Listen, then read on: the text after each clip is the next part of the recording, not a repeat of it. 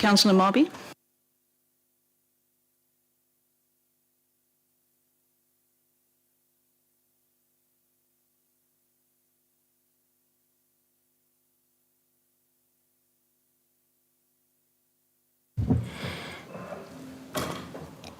Thank you, Speaker. I just want to, Speaker, before we proceed with the business of the day, I would like to pay your attention to a recent motion that was submitted to your office by the EFF. And we just want to get clarity with regards to the special council meeting that was called by the EFF and the majority. So if you can just give us some clarity with regards to why it was rejected by your office. Thank you. Thank you, Councillor. Yes, there's a very comprehensive explanation was submitted by the municipal manager to the EFF. My office, in short, will not be accepting the motions at this point in time. They're non-compliant with the Rules of Order and the Municipal Structures Act. Councillor Lowe. Thanks, Speaker. Speaker, I think there are certain rules that the Municipal Structure Act is in. And it's very clear that we, as the majority councillors, can call for a special meeting. That is very clear. There's no doubt about that one. And even in the Rules of Order, it is also very clear that if the majority councils call for a special meeting, then if you don't want to have that meeting, if I'm correct, the legal gurus, then the MM or the MEC can call for a special meeting. And even in that, in the Rules of Order, it states also it must be explained what will be the purpose of that special meeting. And it was very clear the purpose of that special meeting. It was that we bring a motion for that day. That's why we have that. And it is very clear, Speaker, that it's not how you think and what you are saying. There are certain rules that guide us here in the municipality, and we have to follow that rules. So now you come with a long explanation, but it's very simple what it said. If A doesn't work, if you don't want to have a meeting, then B come into place. And if B doesn't want to come into place, then C come into place. That is very clear. It is a simple process as it is. Thank you, Councillor. Councillor, my ruling stands. You can. Councillor Tsengwa. Speaker, thank you very much. Good morning, everyone. Speaker.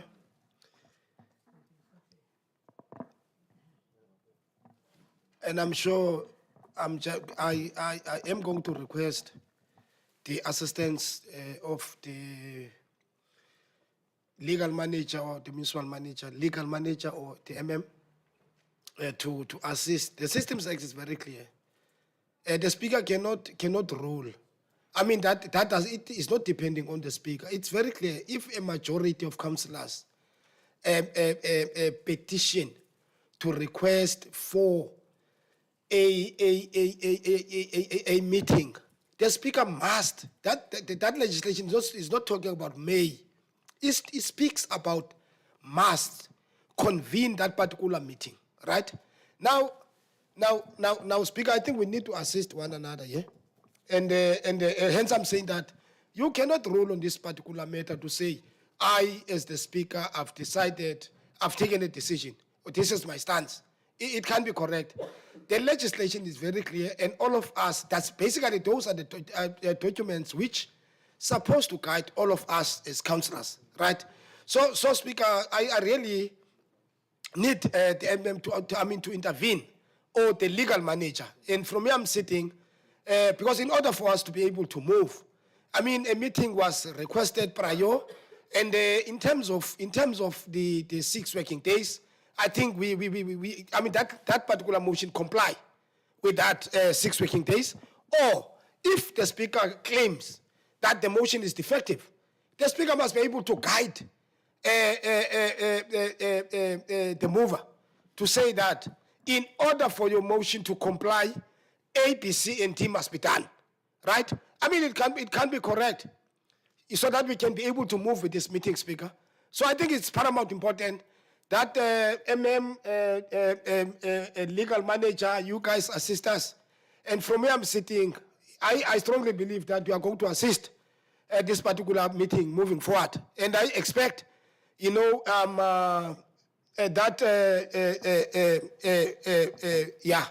let me not go there now. Speaker, basically, that's my submission. And I must say it once again, you cannot, Speaker, it's not depending on you to say, I've decided not to call the meeting. It's not up to you. It's absolutely not up to you. If on that particular legislation, there is a piece of a law which says that the Speaker can use her discretion in terms of this, please quote that for me. I'm one person in our days who believes, because people stood up in this council and just read anyway and said that's what the law says. So, Speaker, I think let me stop there. Thank you. Thank you, Councillor. Councillor Skhosana. Good morning. Good morning, Speaker and councillors. We haven't yet started the business of the day, but I think we are a council that cares about our communities. Speaker, in due respect, you are the head of council in terms coming to this matter. But I would like to draw your attention to the Structures Act 29. That, let me start reading for you. It says that if a majority of the councillors request the Speaker in writing to convene a council meeting, the Speaker must convene a meeting at a time set out in the request. It does not say may. It says must. Now, I'm asking myself then when I'm sitting here that you don't have powers, Speaker. The powers lies with the legislator. As a, I don't know whether you're an advocate or what, but I believe that you've studied law. Now, before we move, we've got an interest of continuing with the items in front of us. But can you just give me the reasons for you to say that you won't convene the meeting which is requested while the legislator is guiding us? I believe that we've got an we've got a tool next to you. You can ask for a caucus and go through with them with the legislator, but the legislator is saying clearly that, Speaker, you must convene that meeting, unless otherwise, but it does not give you provision because it's just a stop that is there in the legislature. Let me stop there, Speaker, but I believe also when you read your rules of order, it's 26, notice of motions. It also speaks about at least 6 working days before the date of the meeting. Where I'm sitting also, I believe that I was informed by the councillors whom wrote the motions to your office that it was submitted within that duration. So I believe then, Speaker, and also that whatever happened in your rules of order, but the Structures Act supersede that, unless there's another document that speaks otherwise. But I'm standing on the Structures Act because it's the last document that have crafted by us or by the legal gurus. Now, Speaker, for saving time, can you just allow us or the people next to you, while you also explain why you don't want that meeting to be convened, while the Structures Act speaking about must, it does not speak about may. Thank you. Thank you, Councillor. Councillor Campbell. Thank you, Speaker. Speaker, it is quite correct that the Structures Act determines that if the majority of council request a meeting, it must be convened. But a meeting has to be requested for a specific purpose. A meeting is not just requested in a vacuum. This meeting was requested specifically to deal with motions.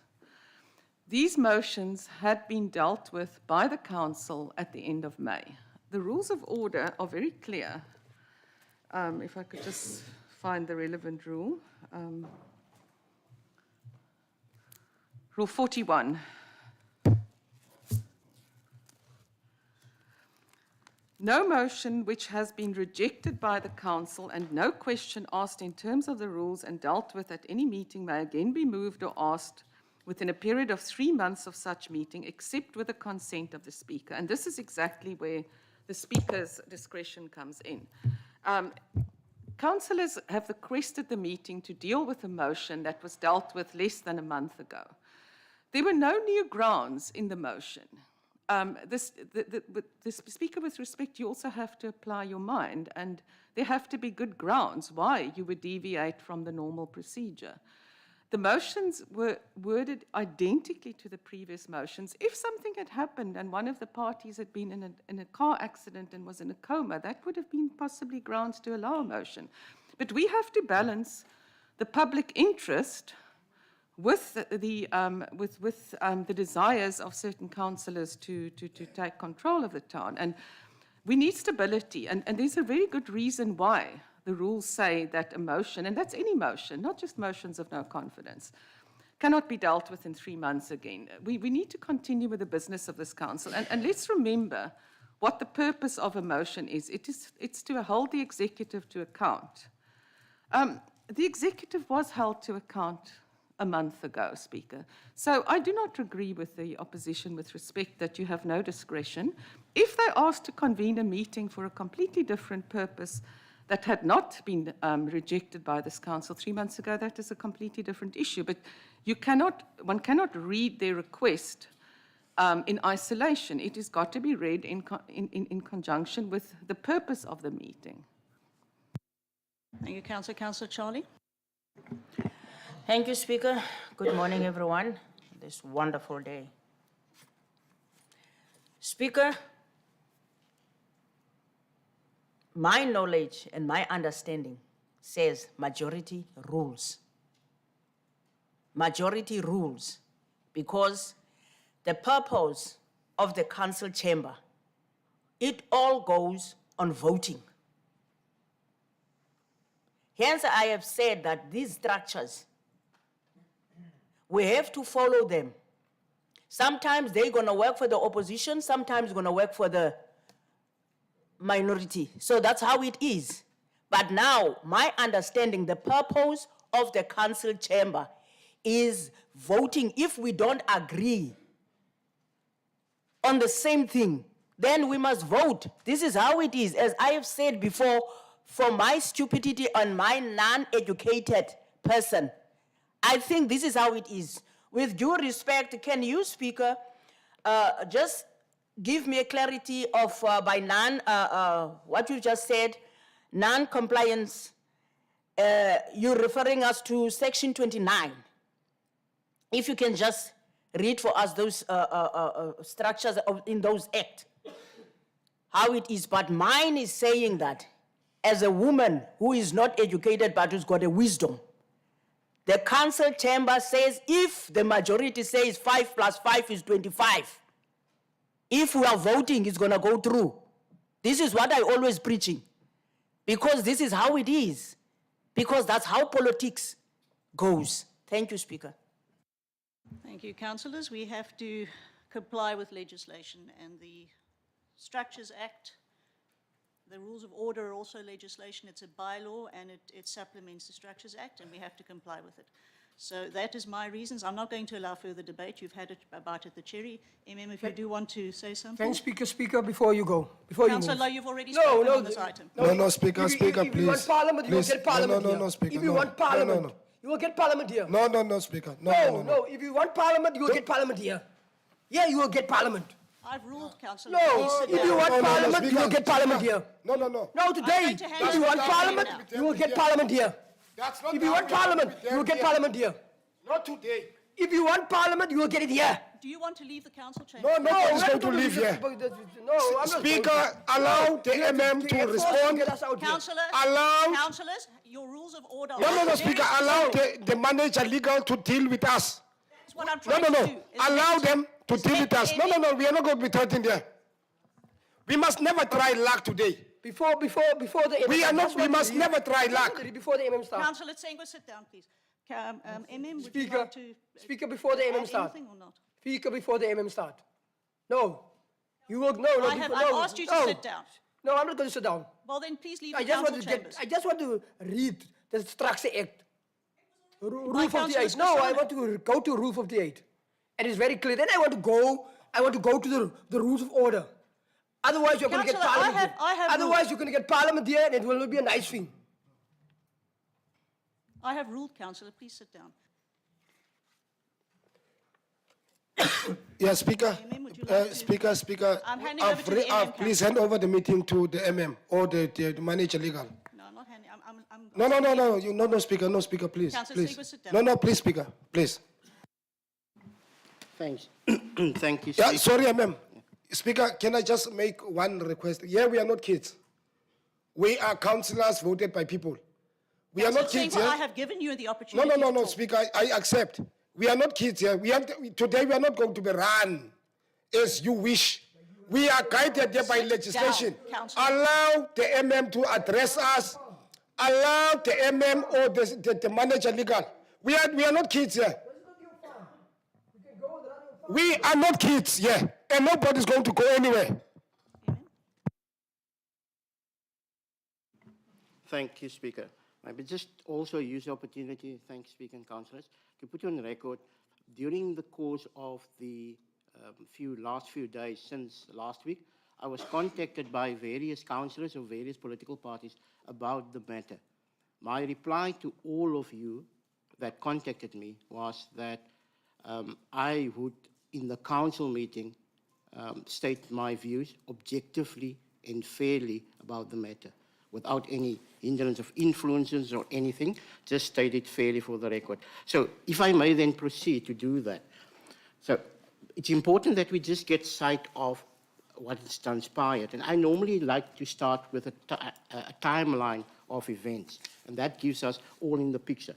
So on the 21st of June 2022, at 14:39, the Speaker directed an email to Councillor Lowe in the following terms. It says, "Dear Councillor Lowe, with reference to the motions that you have handed in, which have been seconded by Councillor Arons, Marby and Matika, and confirm that I will not accept the motions onto the agenda and respectfully refer you to the rules of order and more specifically Rule 41. These motions served before Council on the 31st of August 2022 and did not carry. You are therefore unable to bring motions of no confidence until 31st August 2022. Regards," end quote. The Speaker's reference in that email referring to the motion serving on the 31st of August was clearly an error, as the 31st of August did not happen yet, 2022. And she was in all probability referring to the date of 31st May 2022. Attached to the Speaker's email were 4 letters dated the 21st of June 2022, entitled Notice of Motion, each of them for the removal of the Speaker, then the Executive Mayor, then the Deputy Executive Mayor, and then the Council Whip. Although the letters for the removal of the Speaker and the Whip were in the heading, those 2 letters only, were in the heading also addressed as follows: the Speaker and then / acting municipal manager. I can also say that and inform Council that at the time, those letters were not delivered to the office of the municipal manager, although it was addressed to the MM. And I only became aware of those letters through the email of the Speaker at the time. The letters give notice, and in the letters itself, it states that it gives notice in terms of Rule 26 of the National Rules of Order of Internal Arrangements bylaw to move the motions of no confidence against the Speaker, the Executive Mayor, Deputy Executive Mayor, and Council Whip. On the letters itself of the 21st, no date and time of the meeting were provided. You can go and look at the letters. I did check the letters again for that. There can be no doubt that the letters are verbatim copies of those tabled in May 2022, save for the mover and the seconder that differed. So I went back and I viewed those letters as well that were tabled at May. MM, before you go, before you move. Can I finish my statement? Councillor, before- allow the MM please to finish. MM, before you move. Councillor, No. I just want to say something. let him finish and No, then no, you no, can no, address no, no. it. Before you move, MM. Before you move. You see, the speaker there, the speaker, she sent that letters back to me. And she put the date in, the speaker there. And she make me sign there, the speaker. Councillor Lowe, can I finish my statement? I'm reflecting on what I viewed from what I've received. Okay.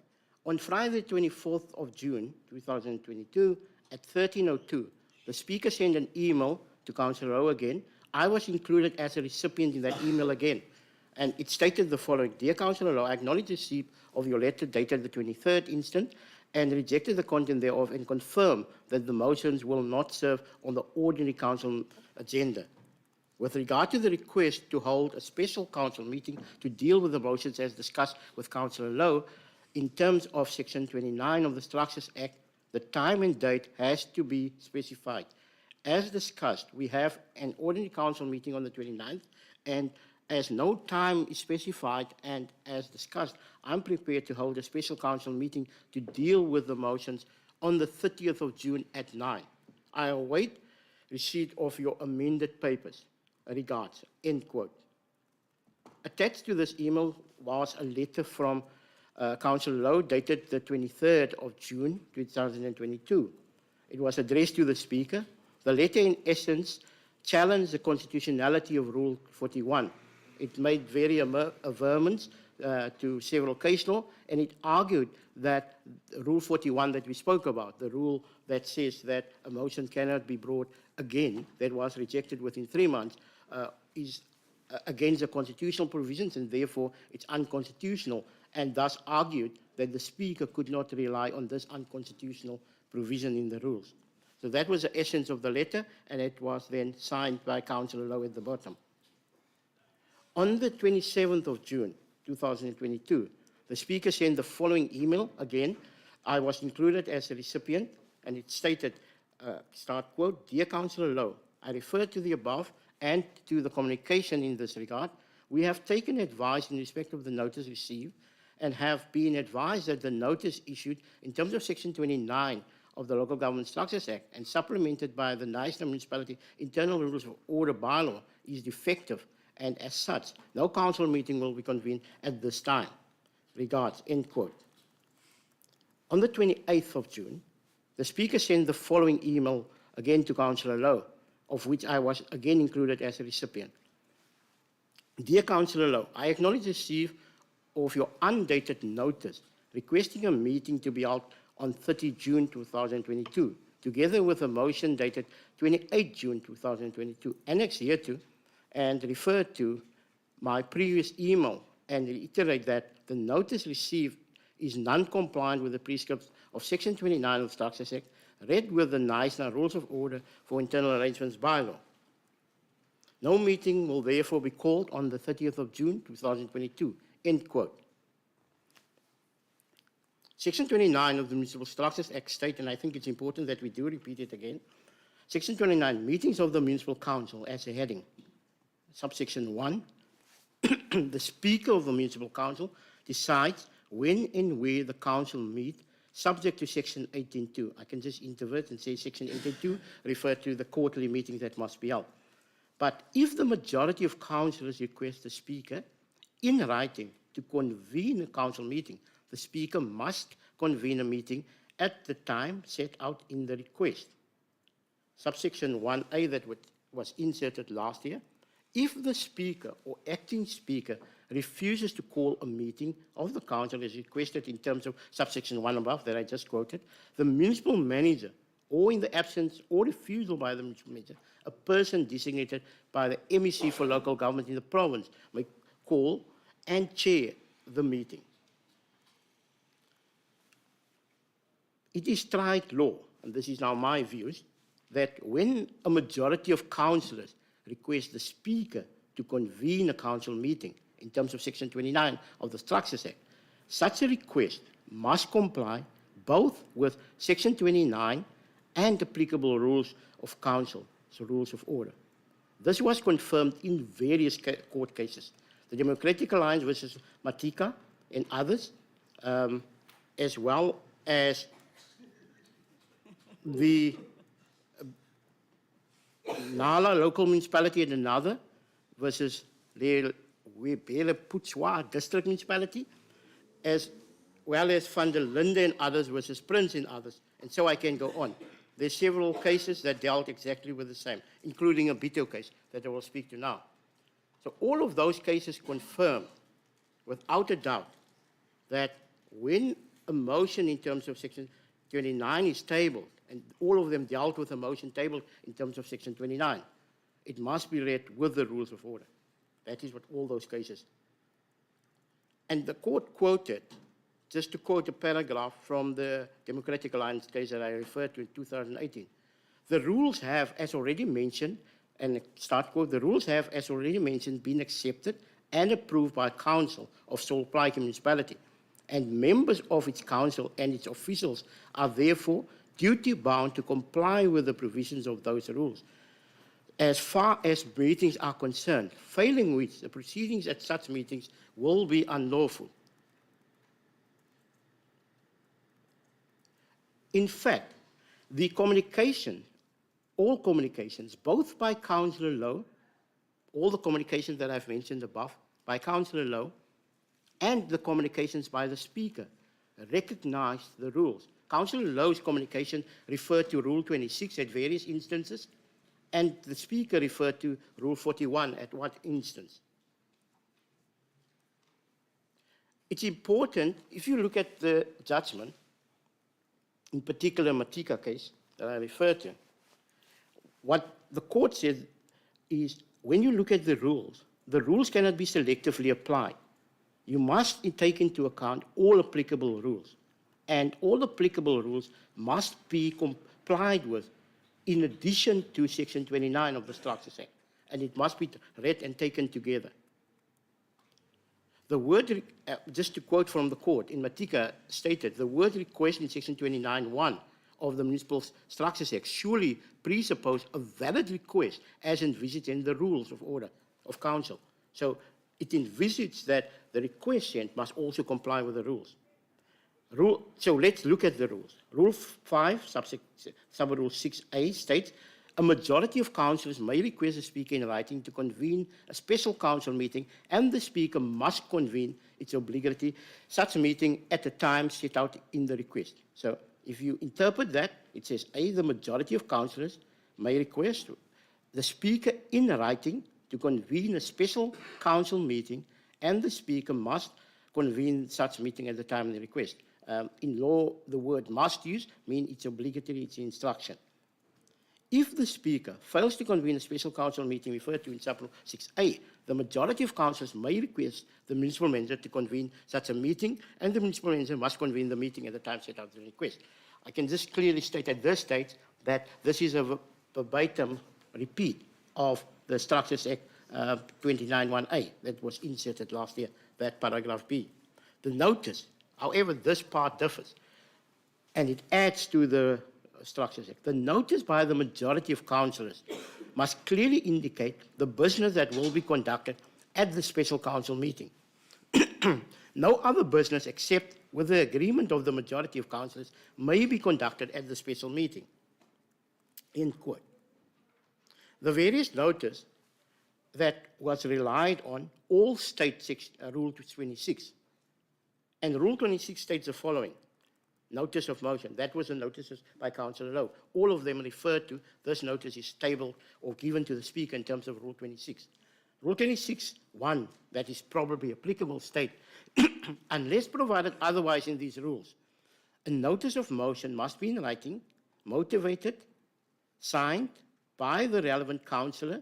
It must be dated and delivered to the Speaker at least 6 working days before the date of the meeting at which it is to be moved. Then Rule 41, referred to in the reply by the Speaker, and Councillor Lowe's letter also referred to in terms of the argument, no motion, start quote, no motion which has been rejected by Council and no question asked in terms of the rules and dealt with at any meeting may again be moved or asked within a period of 3 months of such meeting, except with the consent of the Speaker. In the case of the Speaker of the Bito Municipality versus Mbali and others, The court held the following at paragraph 30. The words used in council's rules appear to be peremptory. On the analysis, that is, every notice of intention by a member to introduce a motion shall be in writing, signed, dated, and delivered to the municipal manager. So their rules is different. In the case of Bito, it had to be delivered to the municipal manager. At least 6 working days of the date of the meeting on which it is to be intended to be introduced. The purpose of this provision is that the order of the business can be properly arranged. Accordingly, strict time limits are set. There appear to be no discretion for the dates that fall outside the prescribed rules. Thus, as the 6-day requirement was not met, this failure would form of the applicants being granted leave they sought.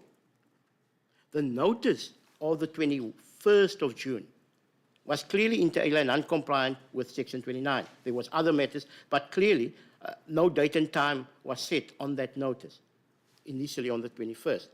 The notice of the 24th is also, if you look at Rule 26, in terms of which it was introduced by Councillor Lowe, that notice fell outside the 6 working days as at that date of that notice.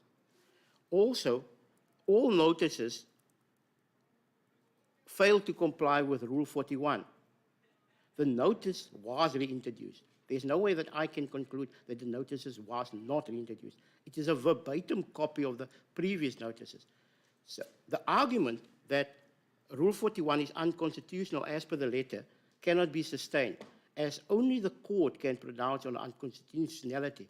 In the Minister of Environmental Affairs, Tourism of Pepper Bay, a very important SCA case, it states at paragraph 31, as a general principle, or an administrative authority has no inherent power to condone failure to comply with the peremptory requirements. So if there's a peremptory requirement in a rule and the rule is set out, we have to comply, and only a court of law can pronounce on the constitutionality of a rule. So whether Rule 41 or not, we have a view on it, is irrelevant. If the rule is stated there, as functionaries, we have to comply with those rules, and it is obligatory on us, as per the rule as stated, and only a court of law can set it aside. So, in essence then, and in conclusion, it is my view that in the circumstances, and as I responded to Councillor Lowe, as the accounting officer, or acting accounting officer correctly, that the meeting therefore cannot lawfully be called, as per the notices that were given, due to the non-compliance that I cited above, with Rule 26, non-compliance with Rule 41 of the Council's rules, read together with Section 29 of the Structures Act. And that I communicated to Councillor Lowe. Thank you, Speaker. Thank you, Amen. Councillor Marby. Thank you, Speaker. There's something that has caught my attention whilst the acting MM was giving his view. And it comes back to what you've read here, dear, in your reply to Councillor Lowe. And I need some kind of explanation with regards to this. I refer to the above and the communication in this regard. We have taken advice in respect of the notice received and have been advised that the notice issued in terms of Section 29 of the Local Government Structures Act, as supplemented by the Knysna Municipal Internal Rules of Order bylaw, is defective. And then I would like to point out the word defective, and as such, no council meeting will be convened at this time. Can the Speaker of this House then, because my understanding to what it says here may be not saying the same as your explanation, but if you can just explain to the House what is meant by the word defective in this regard. Thank you, Councillor. Councillor Tsengwa. Speaker, can I maybe Can I? No, let me go. Let me shoot. Speaker, having listened to the MM, and Speaker, I respect the explanation of the MM, but I'm partly not 150. I mean, covered by that. Speaker, I wanted to make a request. After all the speakers, right? Remember, I've listened. Councillor Campbell she was making mention of the fact that the public interest, the interest of the town, and so on and so forth. All of us, Speaker, we are having a very serious interest within our town, right? And I don't really want us to play with sentiments here, play with words. I think I feel like touch on that. I mean, what we're debating here, Speaker, obviously, we are putting the interest of our town before anything. But Speaker, where I wanted to go is on the fact that, Speaker, I've listened to the MM, and I don't want and as I've said, what Councillor Mabi have just asked now, and I also want to reiterate, we were told yesterday that motion of Councillor Lowe is defective, and something must be corrected. Hence, I've asked you, Speaker, guide us. Guide this council. What needs to be corrected so that Councillor Lowe can correct what needs to be corrected, so that this thing can put to rest. And secondly, Speaker, I want to make a request that I think we need an opinion. We need a legal opinion, Speaker, and with regard to this matter. And I want to make and this council must pay for it. That particular legal opinion with regard to this particular issue. Because I from where I'm sitting, Speaker, I'm not very much covered or satisfied with that response. And I think I must say it. Yeah, Speaker, that's basically what I wanted to request, moving forward. Thank you. Unfortunately, Speaker, we have to satisfy ourselves. And I'm sure all of us, we must be patient here today. Nobody's going to tell us about business of whatever. This is forming part of business of this council. Thank you. Thank you, Councillor. Councillor Matika, then Councillor Campbell, then Councillor Lowe. No, thank you very Councillor much. Sada. Speaker, the report first we got before yesterday, it was told that you have agreed that the meeting should serve on Thursday. I don't know what has changed now, but I just wanted to check is it not maybe conflict of interest that the speaker is also the motion talks about the speaker and is also the one who's dismissing the item? Shouldn't you be the one maybe responding in terms of the motion that was given to the speaker? Thank you very much. Speaker, if I can respond directly. So Section 29 of the Structures Act determine when and how council meet.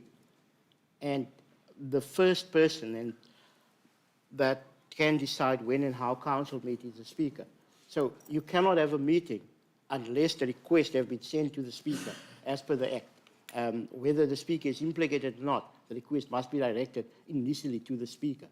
And then there's a process if the speaker refuses, as explained previously. Thank you, Councillor Campbell. Yes, I might just add to what the acting MM has said. Rule 41 also explicitly prohibits another motion, the same motion to serve within 3 months unless the speaker consents. So the speaker very clearly has been given a mandate there. I just want to thank the acting MM for an extremely comprehensive and well-motivated explanation of the procedure. Thank you, MM. Councillor Lowe. Thank you, Speaker. I think Councillor Campbell must also understand that we are being elected by people. We are not here on a ticket by ourselves. Our people have voted for us, and people have voted for the EFF, so that's why we are also here to serve the community. But if I read correctly into the whole email that the MMF sent to me, I come to the point that you only refer to time and dates. they didn't compile according to that one. And I would just, even if we come to the order of the day of the meeting, I'm going to read the rules of order, but I'm going to start first with the Structure Act 58. And it is very clear that the removal of office, where it explains that we can remove executive committees from office. That is what it said. Then I go into Rule 29. And the Rule 29 is very clear where it said, if the speaker don't want to have these meetings, then there are certain procedures that we have to follow, where you come in as the MM. And if you don't want to, then the MEC come in. But now I'm going to take you to the rules of order, because I see Councillor Kemba talk about Rule 41 and things like that. But if you read, because you only can debate the content of the motion when the motion is in front of us. That is when you can debate it. And then you can debate it if it is valid, is it valid or not. Because it's very clear that it say in the Rules of Order 5(6)(a), if the majority councillors ask for a meeting, then in that letter, then the notice and the time, the dates must be in, and also the contents of what is going to happen. But in the meeting, that is where we will decide if Rule 41 is applicable on that day. And if Rule 41 is applicable on that day, then we can make a decision. We can't make a decision pre the motion has been served, so we can debate it then. I just want you to get, because most of the time we talk about dates and things like that there's no time and there's no dates in and things like that. But that's why I'm saying that. The same speaker that's sitting there, I don't know, like, I just gonna say also what Julius has said, I don't know if you are advocate or you are lawyer, but the things that you sent me the letters back, and I have witnesses that bring the letters to my house while I was nearly in the grave, and you put in the date there as the speaker. You put in the dates, and even in your response that you make provision that said we can have it on Thursday on the 30th as the speaker, because the date was not there.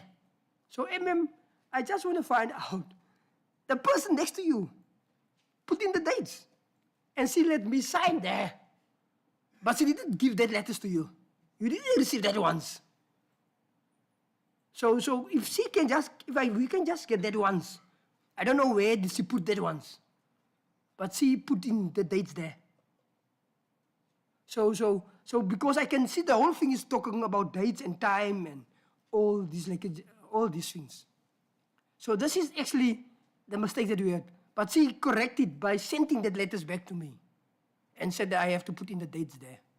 So it's not me that make that mistake. I make the mistake. I didn't put in the dates, but she correct me by putting that Friday, she sent them with a car, come to my house in the rain, put in the dates here, because we want to have that meeting on Thursday. That's the person there.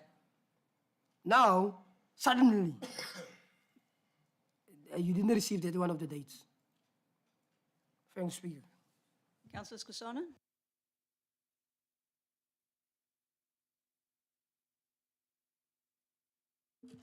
Yeah, ne? Speaker, MM and Tuli, I would like, because I think Councillor Lowe have touched some part that I wanted to debate, but also people tend to forget easily. If the date were the issues and time, at the absence of you, MM, you were not here when we had a motion here and people were given a space by Rule 31 that they must go and do amendments to a motion which was not theirs. To me, amendments means that you can do certain corrections. Then why today can the speaker not do the same to the EFF? Then she got an interest. Because that day, she got the interest of whom she wants to be an MM. That's what I'm reading today, because that day Kim didn't have a motion, PBI had a motion, but she allowed Kim in a special council meeting to go and do amendment while numbers doesn't allow them. Nevertheless, Speaker, I want to go straight to the MM. MM, I need your assistance here in terms of the Structures Act. You must assist me because I will be sitting with you for these 3 months. Hopefully you have signed your agreement, performance, whatever, with the mayor. We're still going to debate that one also. I need to understand, A is saying, 29(1)A is saying, if the speaker or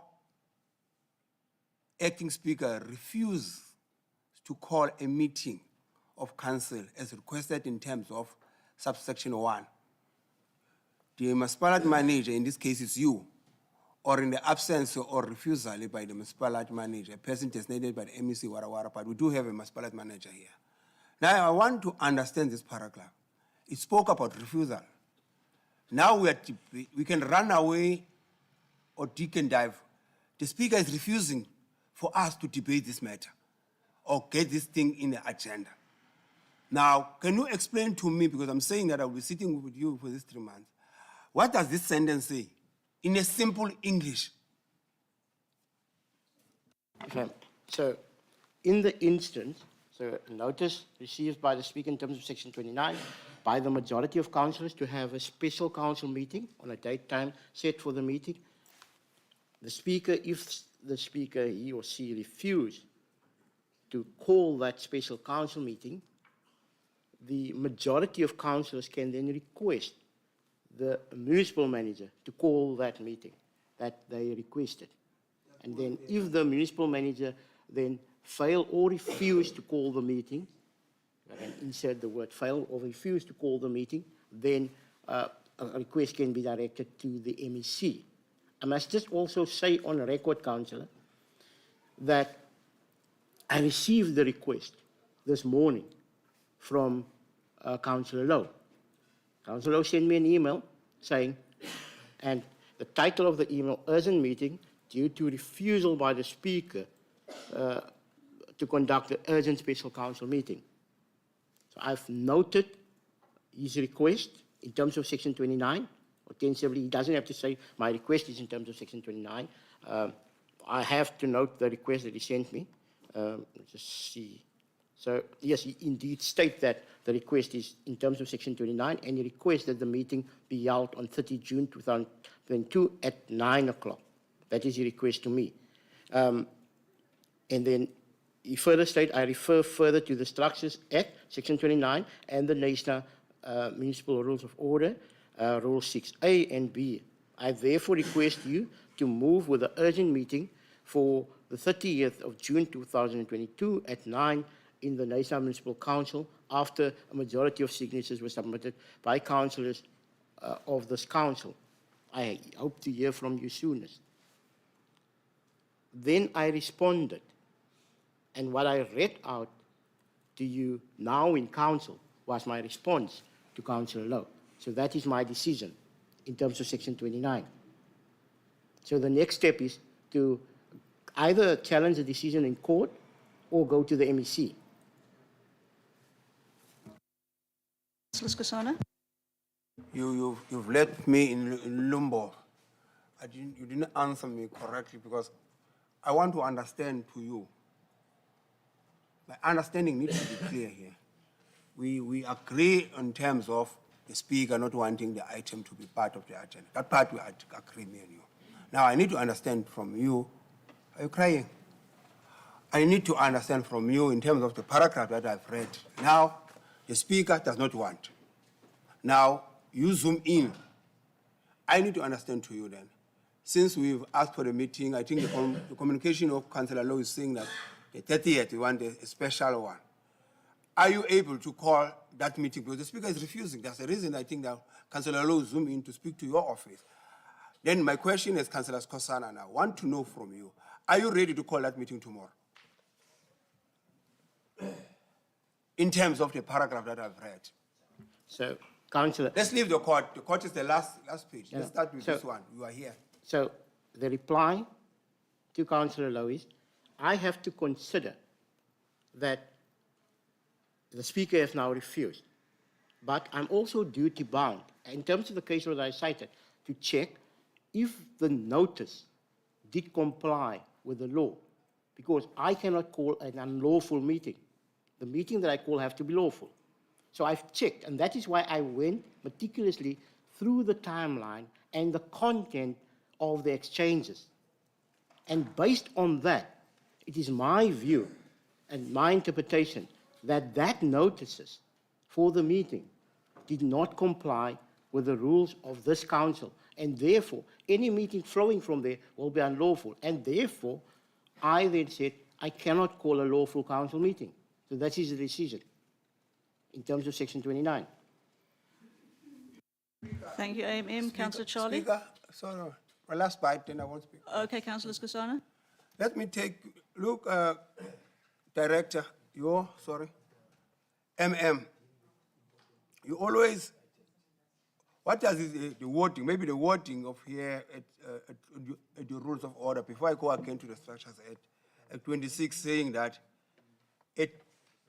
you are now wanting to have, let me go back to the Structures Act. The Structures Act does not have time within it. Now, I want to understand from you, which one supersedes the other one between the two books, between the Structures Act and the Rules of Order? Because my belief is that the Structures Act is the baby of the highest court, which is your constitution. Now, I need to understand from you that there's the reason I'm taking you to that paragraph, because that paragraph is very simple to say that if Skosana refuses, you must zoom in to deal with the matter which is called by whomever, that motion. It does not speak about time and venue. I've stopped there, but honestly, we need to be honest to each other here. That this one, I believe, you might tell me I'm wrong. The Structures Act supersedes the Rules of Order. It's like your constitution. Constitution is your highest court in this country. Thank you,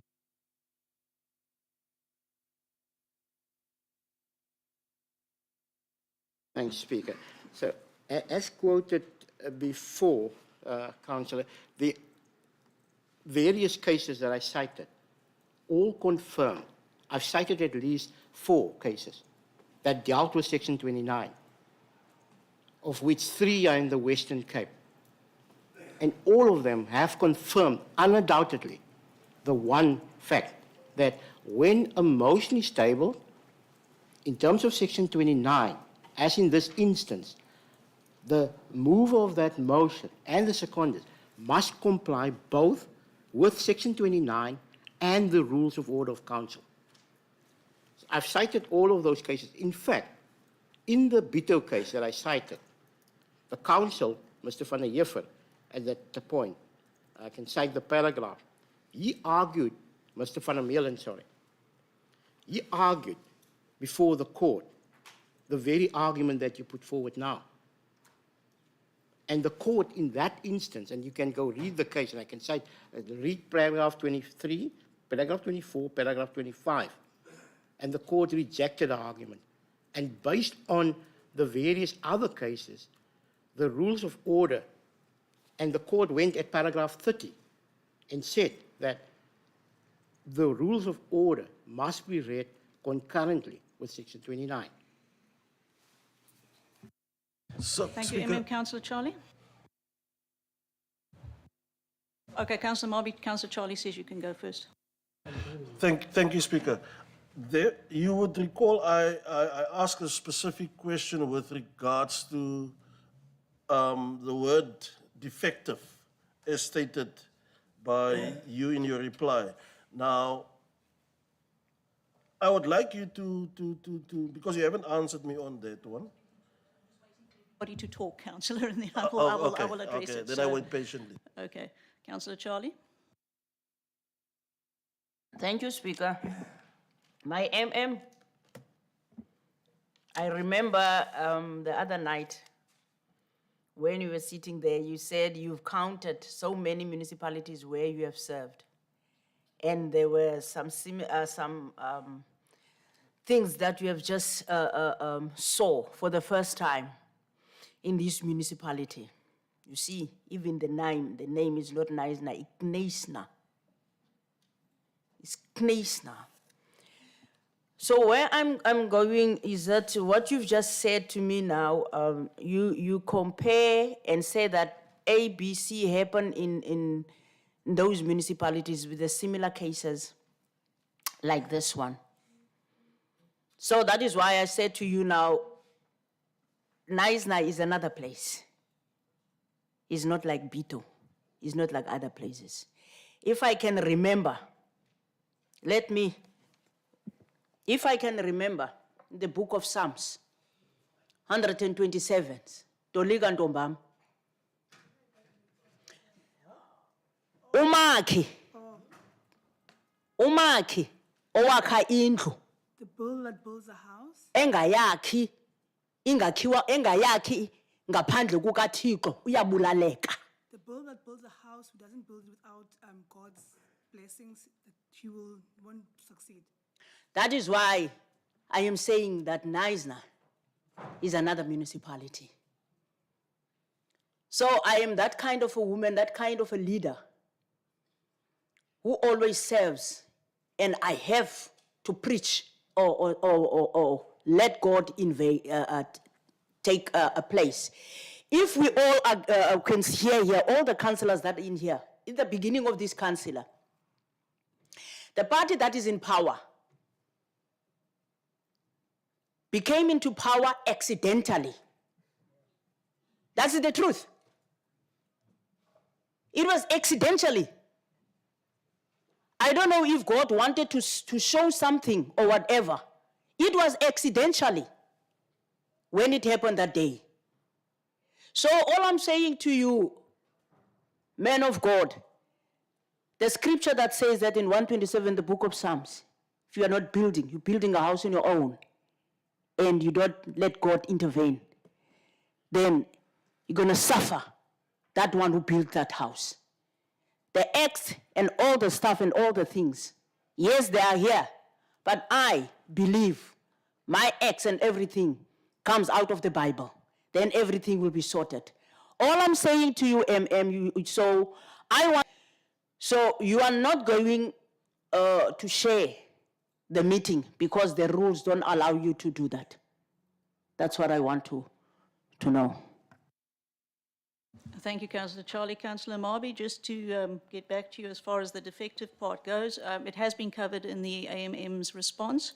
In essence, if you look at Section 29 together with our rules of order, there must be, the notice itself must specifically set out what must be dealt with in the meeting. And if you look at Rule 26, 6 clear days notice must be given of any motion. That did not happen. And in terms of Rule 41, I have not given consent to deal with the motion. So that was why the notice was defective. But it is also contained in the communication by the AMM, Councillor. Follow up? Thank you for that part, Speaker. So, what I then understand out of your response is that it speaks about the 6 days. And if that's going to be rectified, you can consider it. Okay. And then also, what I've picked up is that the same motion or the same content of the motion, you can consider that or not? The Speaker has a discretion. With the consent of the Speaker, matter can be dealt with. But at this point in time, there is no consent. Okay, so at this current point, your only thing would be with regards to the timeline, if I'm correct. Well, it basically, as the AMM has set it out, we cannot lawfully deal with the motions at this point in time, Councillor. So if we could actually now move on to the actual agenda, I would appreciate it and get on with the business of the day. Now, we want to go there, Speaker, but I just want, because we need to understand as a collective that you will be able to consider the meeting if the timeline is correct. That's 6 days. If you read For Rule 41, if a motion... No, apart from 41, because the question at hand here, Speaker, is with regards to the call for an urgent, and I think Councillor Lowe have made mention of it, the call for an urgent meeting, council meeting. So that is the one in question here, and not so much the content of the meeting. So if you can give us some kind of direction and clarity as per the rules of order and section 29, stating that if the timeline is correct, that 6 days, a meeting can be called by or can be arranged by you as the speaker.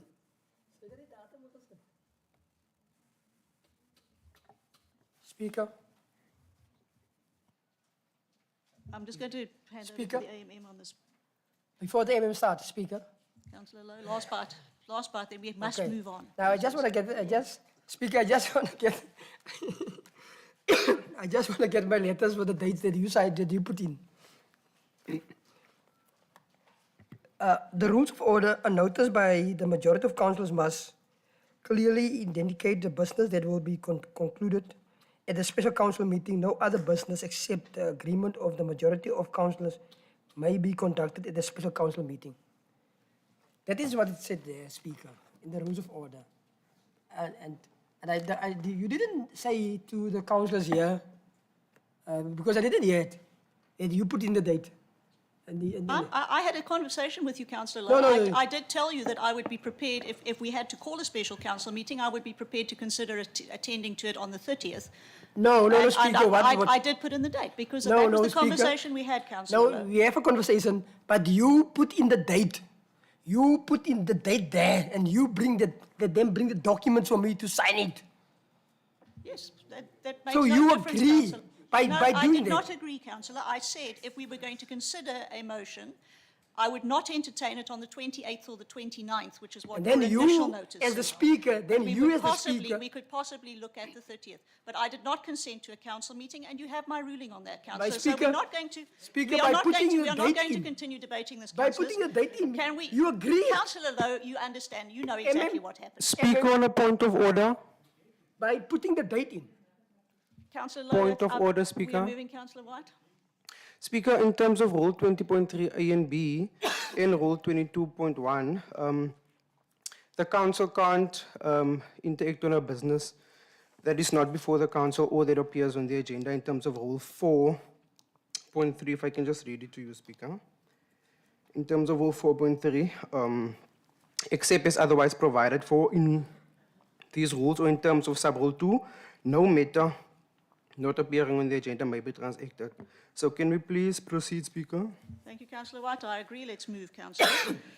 If we can now get to the attendance of members. Councillors present. All councillors are present. Councillor Charlie, I'm not going to entertain any further debate. Speaker, my hand was up. My hand was up, Speaker. I'm not entertaining any further Speaker, debate, councillor. I've made a request for an opinion on this matter. Nobody have spoken about it. And I'm still waiting, Speaker. I've requested, I'm sure 20 minutes ago, that look, Speaker, we cannot. We cannot. Councillor, the MM has given you an opinion. If the MM... No, we don't want, I don't want that opinion of the MM. I mean, that the MM is speaking his feeling. Speaker, Well, no.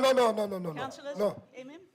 No. just for record purposes, Speaker, I did not deliver an opinion. Thank you. I delivered an outcome that is required of me in terms of Section 29, which is a function of figure decision I took.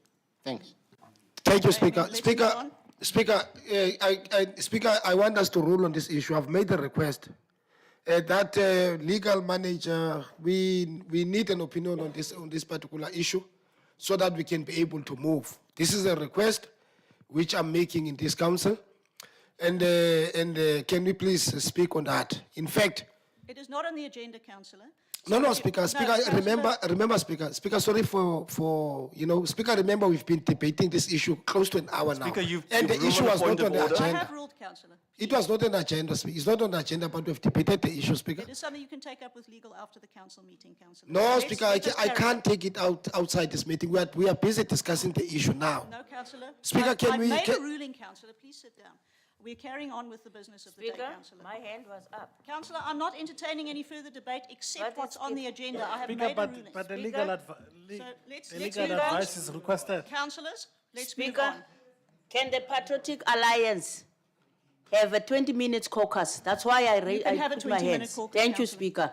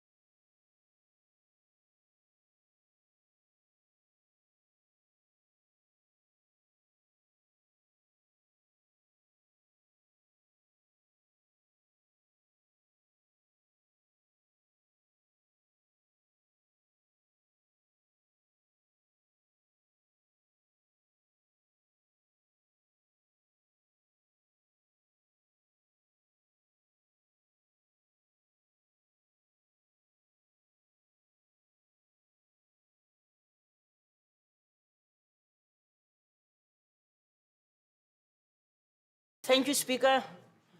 We can proceed. It was just that time whereby I needed to go and talk to the father. Thank you. That's fine, councillor. All right, councillors, let's proceed with the business of the day. Attendance of members, councillors present, all councillors are present, no councillors have leave, and item 3, councillor Skosana, and there are no councillors who are absent without leave. If we could note the provisions of Schedule 1, the Code of Conduct for Councillors of the Local Government Municipal Systems Act, which are available. Councillor Skosana. Now, Speaker. Speaker, as you know that the Schedule 1 is very clear in terms of Code of Conduct of Councillors. And it talks about the community as well as we make that oath. Now, Speaker, without wasting your time, because within my Systems Act, I did need to check with you, through you to the mayor, that at section 57, to speak about the performance agreement of an with the mayor. I will need to check because I'm told, or I see a gentleman calling himself the acting here. I was never introduced to him, but he was answering certain questions on behalf of the of Neisner. I need to understand then, is the gentleman next to you the of ours, and through you to the mayor, did he sign the performance agreement of this town? Because there's provision within my Structures Act, Systems Act. Thank you. Thank you, Councillor. I believe you were actually ill or on leave when the AMM took office, but I will hand over to the Mayor, Councillor. Thank you. Speaker, the acting municipal manager is seconded to us. As he explained in a previous meeting, the whip of the ANC was not in that meeting, but he explained that he is seconded directly from the municipality where he resides.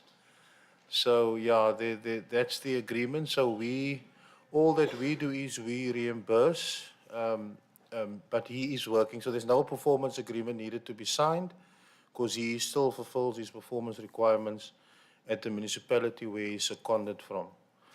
Thank you, Speaker. Thank you, Mayor. Councillor Skosana, follow up. Thank you, Speaker. Maybe my English is not that one, but where I'm sitting, I believe that he was not seconded. He was voted in here in council. Two, Speaker, as I'm saying to you, to refer to the section that I've said to 57B, saying that you need to sign something. In the case of a municipality manager be entered into with the municipality as represented by the mayor or executive mayor, you must sign a performance. Go and read the Systems Act. It cannot just work. You need to sign something. The Systems Act is saying that. Go and read it. Then the mayor is saying to me that when he's starting to say that there's no need for him to sign something, then it means that we don't have an here. Go and read the Systems Act. Mayor. Thank you, Speaker. No, we do sign something. It's a secondment agreement. And I think I can, Speaker, give over to the legal advisor who can advise on what it exactly is all about. But obviously, that's the document that I signed. It's not an actual normal contract that you have with an employee of our municipality. It's actually a secondment. I don't know if you call it a contract or an agreement, but it is that's what I signed with the municipal manager. Thank you, Speaker. Thank you. Speaker, before Tuli speak, let me go to the section.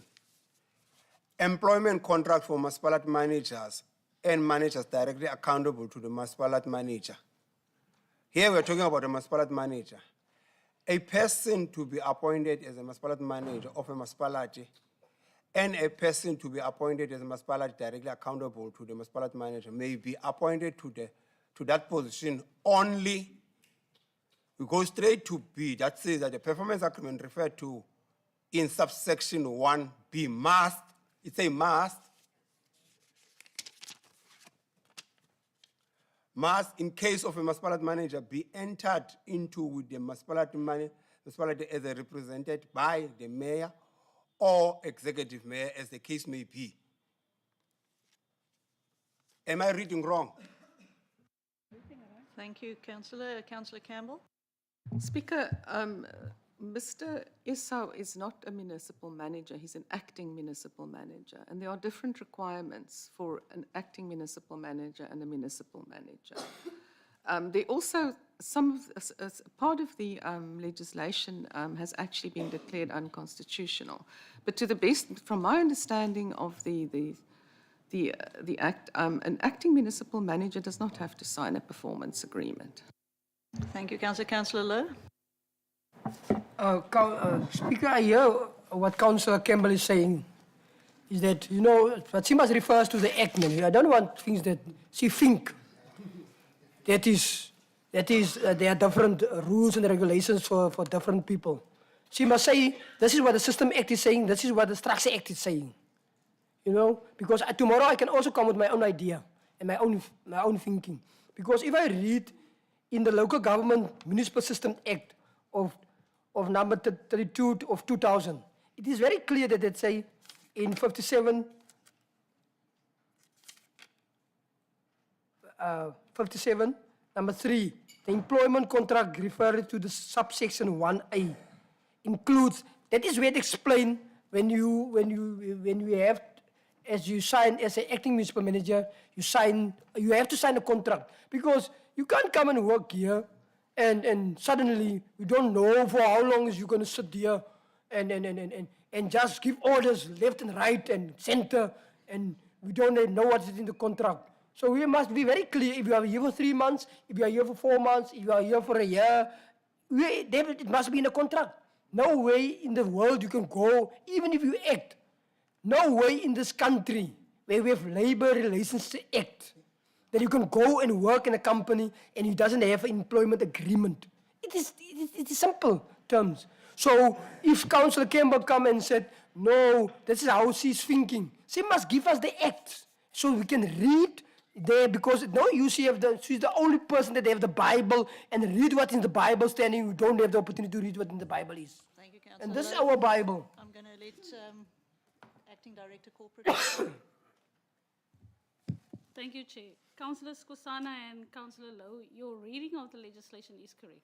But in the instance of the acting municipal manager, he has not been appointed in terms of the provisions of the Systems Act, but has been seconded as provided for in Section 6 of the Public Administration Management Act. That legislation, therefore, does not require the signature of the signing of a performance agreement.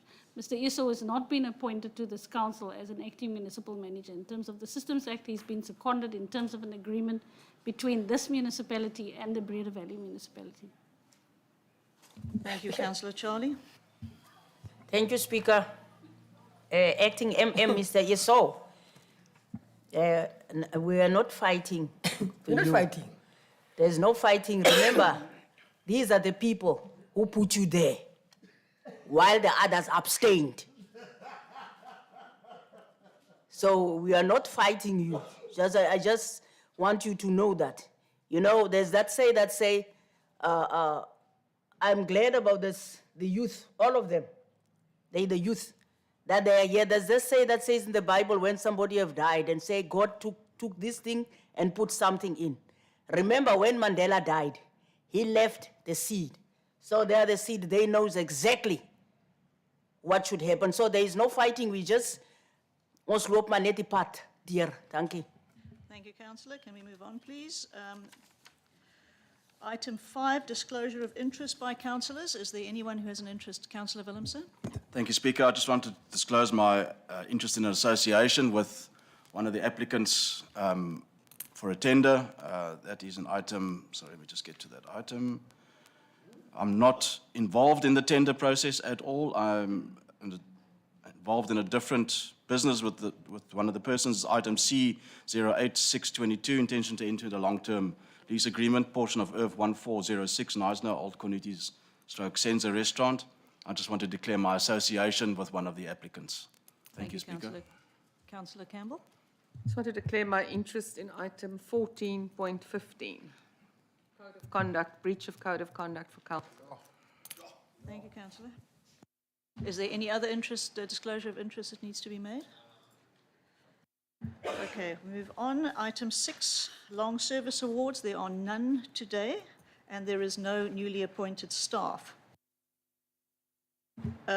Before we move on to item... Yes, Councillor Skosana?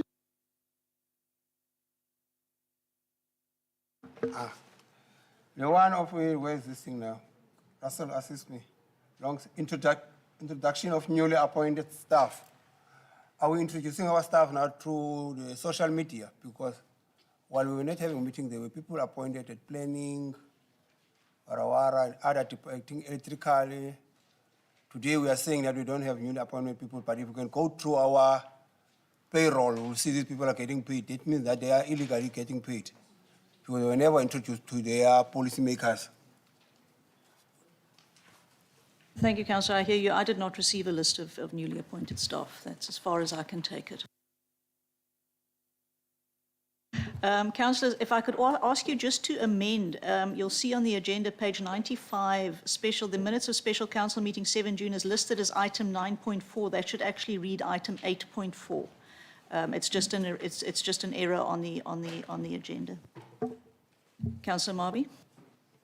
Thank you, Speaker. I would just like Council or the Speaker to consider a moment of silence for the passing of our belated traffic officer, Nathan Brainer. Thank you.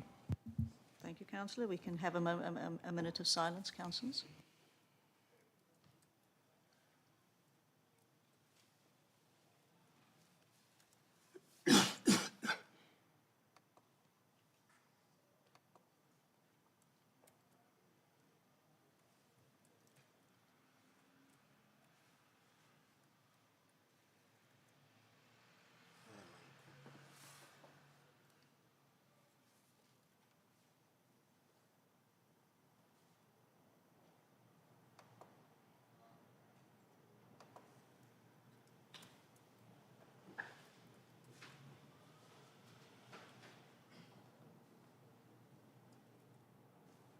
Thank you, councillors. Okay, can we move on to item 8.1, which is the confirmation of the minutes of the ordinary council meeting of the 30th of March 2022 on page 8, and they go from page 8 to page 56.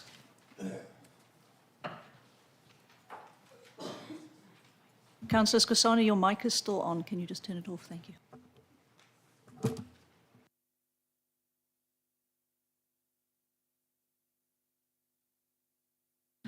Are there any submissions in respect of the minutes, or can we confirm them?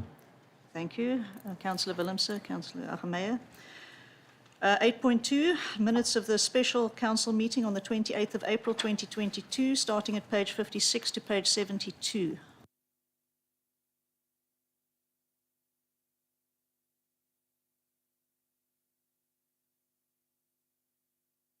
Can we go with the minutes, Councillor Matika?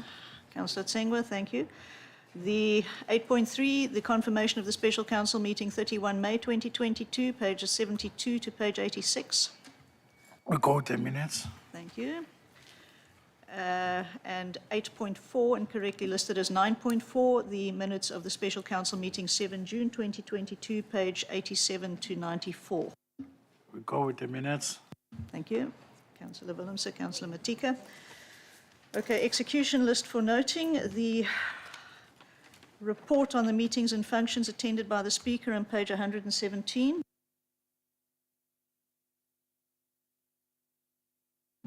Page 118, statements and communication by the Executive Mayor.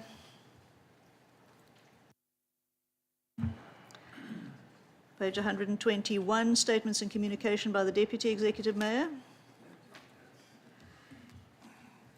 11.3, reports from representatives of the Garden Route District Municipality. None had been received. And 11.4, SALGA working groups have not started yet, so there is no report from the SALGA working groups at this point in time. We can move on to item 12.1, the recommendations from the Mayoral Committee, 21 June 2022. Items submitted to the Infrastructure Services Committee meeting held on 24 May 2022. IS 060522, the update on the Knysna water treatment works, page 125. Councillor Matika. I think I was raising hand on Salga reports. Yeah, sorry. Can we be given a template in terms of what we are reporting? Because normally we take an agenda, we forward it to the officials. So we don't have that. So can we be given a template how to report in terms of, because always at the time they'll find out there is no report from Garden Road or Salga, but can the council assist us in terms of the template that this is how you report? And then so we know, do we report the meetings we attended or do we forward the agenda or what? We will arrange that, Councillor. That's, thank you. Okay, the update on the Knysna water treatment works, item ISO 605/2022 for noting. Councillor Marvey. Thank you, thank you, Speaker. Just on this item, I just want to find out if there's any update on the recent happenings of the situation that has transpired in Only over the last 2 weeks now, where they didn't have any water. So is there any update in terms of that for the residents of Only?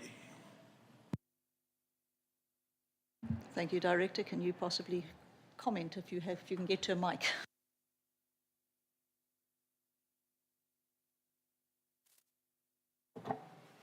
Thank you, Madam Speaker. Madam Speaker, the issue of what has happened, or Council, what has happened in Hornley is not an issue around something that is a long-term or something that happened that was out of the ordinary. It was a situation where an existing pump that was damaged as a result of a pipe break that occurred at the corner of Vigilance Drive and George Rex. And as a result of the pipe break, the pump was damaged.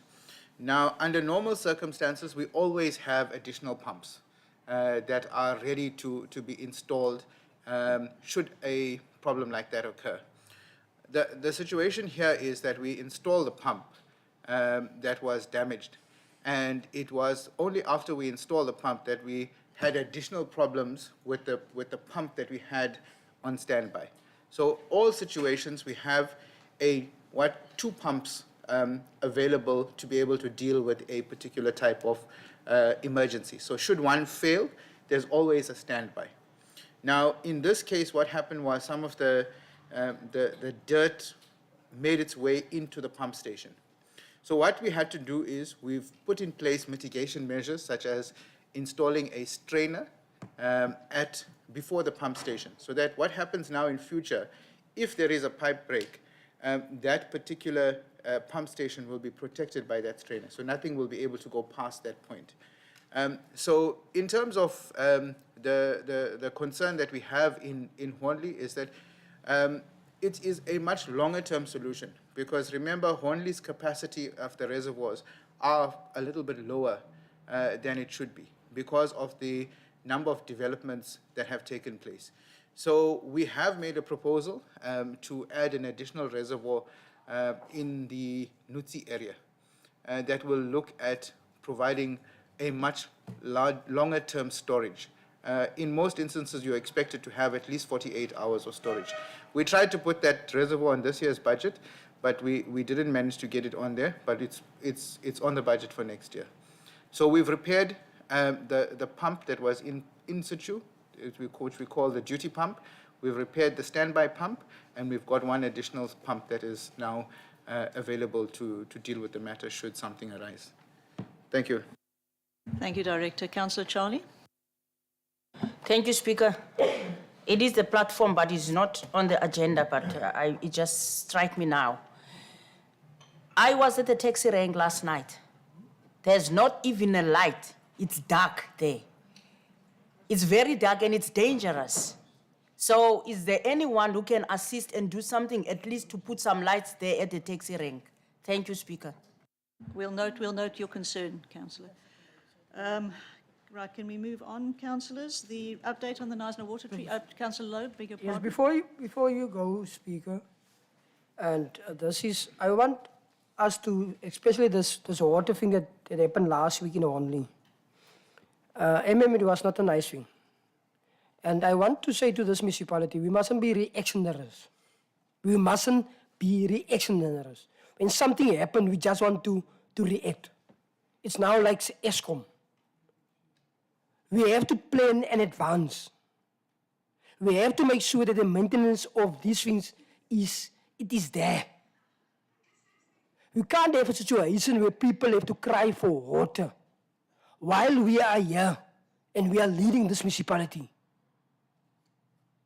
If people doesn't do their job, then we have to know who are the people who doesn't do their job.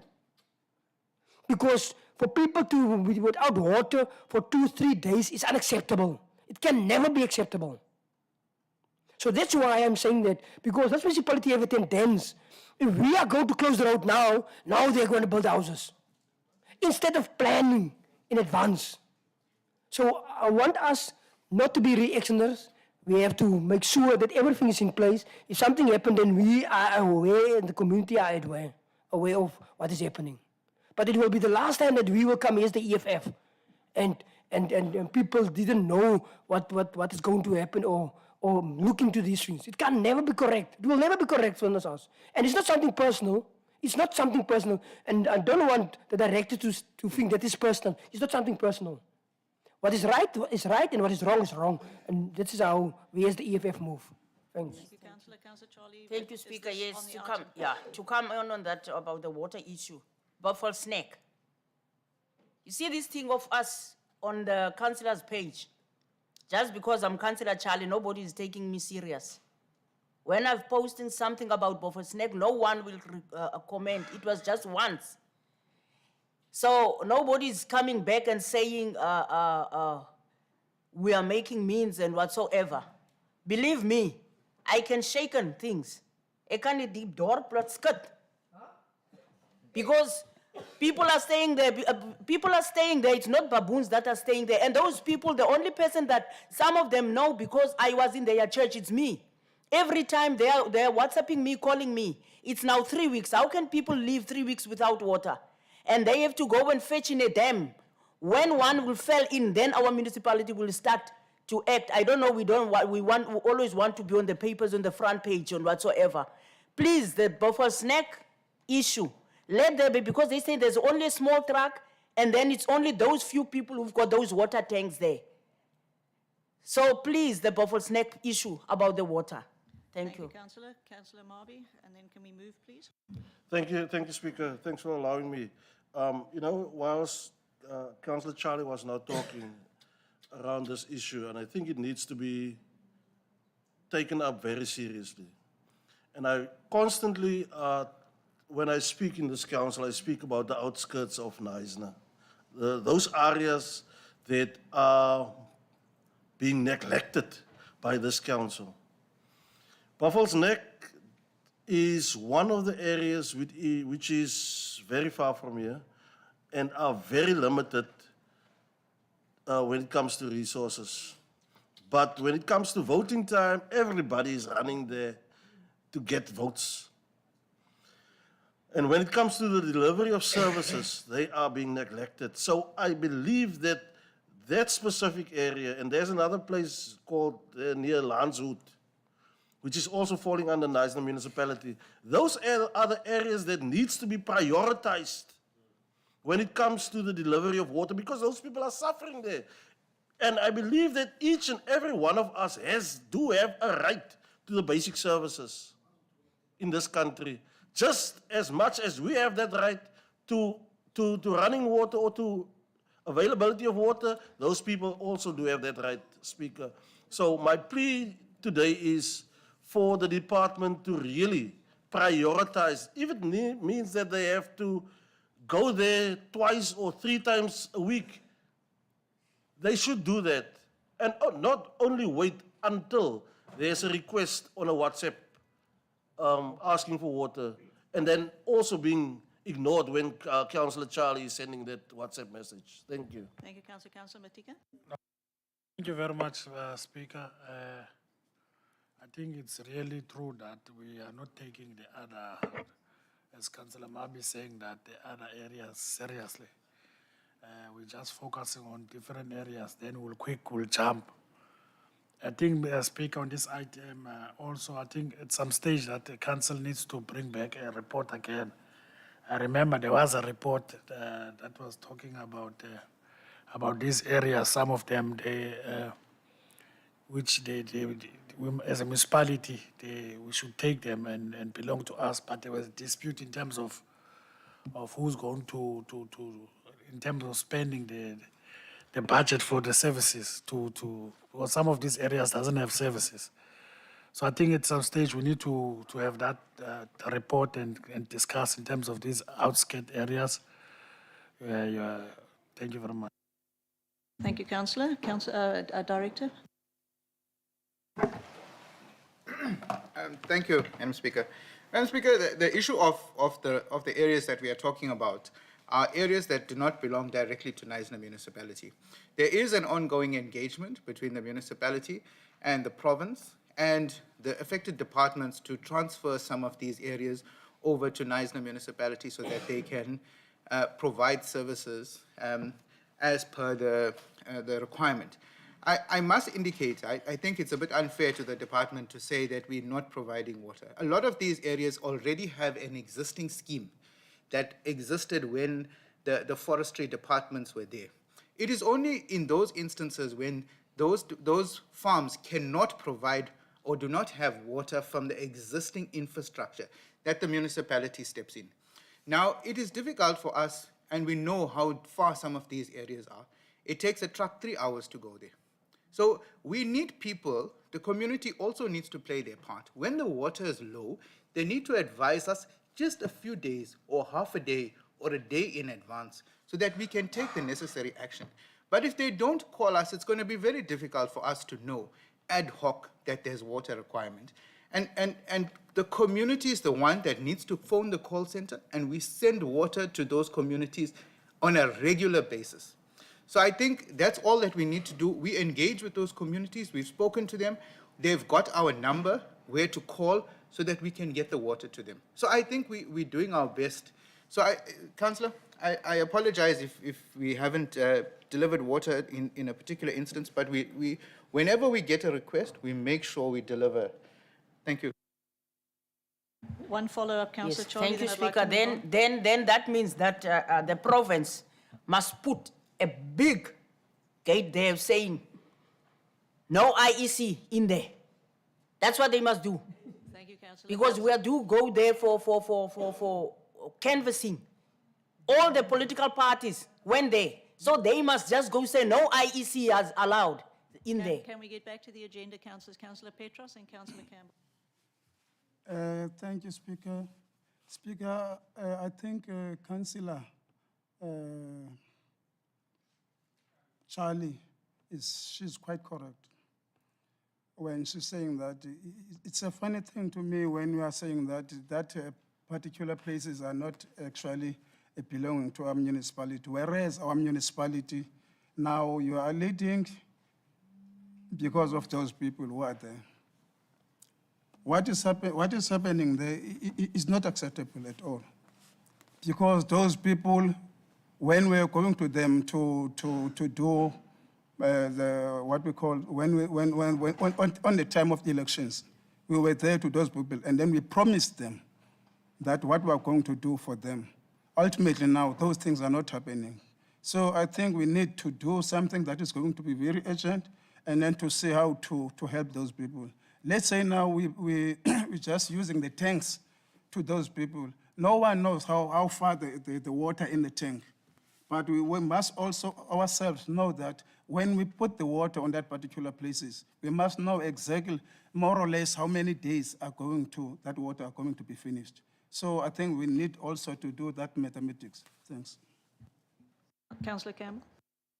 Thank you, Speaker. Speaker, I have to agree with the director on this issue. This is one of the forestry settlements, a historic forestry settlement that was part of SAFCOL and then MTO. And this is one of the settlements that was exited a few years back.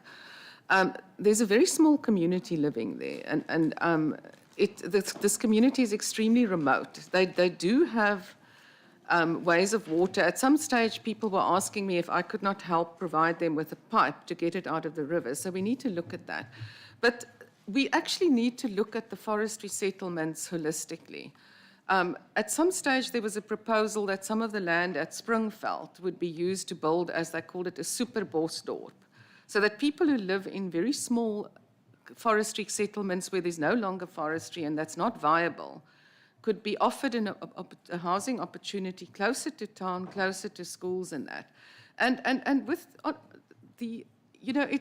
these people were farm workers, and the municipality does not provide every single farm with water if the farm has other means. Of course, if there are issues, they do provide. But I have seen on the councillor WhatsApp group that there's extremely strong words being spoken about the technical services department if there's no water there. And then it turns out the technical services department has been giving this community water for days and days and days. So the director is quite correct. The communities should also give us enough time to get there. But broadly speaking, we actually need to look at creating a larger settlement where we can accommodate people in the forestry settlements that are no longer viable and where they are closer to schools, proper housing and everything. Thank you, Councillor. Councillors, can we move back to the agenda, and can we note the report on the update of the Knysna water treatment works and the quality of the drinking water? Item IS 080522, the report on the traffic plan for the main road Knysna, the 2022 update. Are we going with the recommendations? Yes. Page 126, IS 130522, vandalism and theft on the water and sewer infrastructure. Yes. Thank you. Going with the recommendations. Then items submitted to the Integrated Human Settlements and Planning Committee meeting held on the 25th of May 2022. H&P 050522, the blanket waiver for land use management and building plan application fees and fines for Karatra on page 127. H&P 100522, the human settlement grant funding shortfall on page 127. Councillor Lowe. I just want to find out, this thing of this grant and money that this province owns us, this 5-something million rand. Previously, they was stated that the province owned us more than 58 million rand. I just want to find from the mayor, what is that report, the 71 report, mayor? You just have to check there. I think there is about 66 million rand outstanding when it comes to that finance from the province. You just have to check that one. Is it 71 report or 57 report? There's about 66 million rand that we have to acquire from the provincial government. And now it's said we have 5-something million rand that we have to acquire from the provincial government. Because these figures are making me very confused. In the one hand, we are saying that we have to get 5-something million from the province, but when you look into the finance area, there is about 66 million rand. So what is the correct amount of money that this province have to give us? And I know that you have to give us myself correct answers, because I'm really becoming confused. I didn't have that report with me, but when I look into that, it talk about 66 million rand that we have to acquire from the province. If Mornay, is it Mornay if I'm correct? Mornay. You have that report there in front of you. Mayor? Mayor, can you answer me on that Yes, before the we could have a deputy follow-up? mayor, the deputy mayor has been dealing with it, so I'll speak. I'll give over to him. But just to comment, absolutely, Councillor Lowe is absolutely right. It's 66 million. It was in the Section 71 report, and it's still that historical amount. You remember, it was 50 odd, and then it moved up. Subsequently, the director has been working on what we can actually claim back.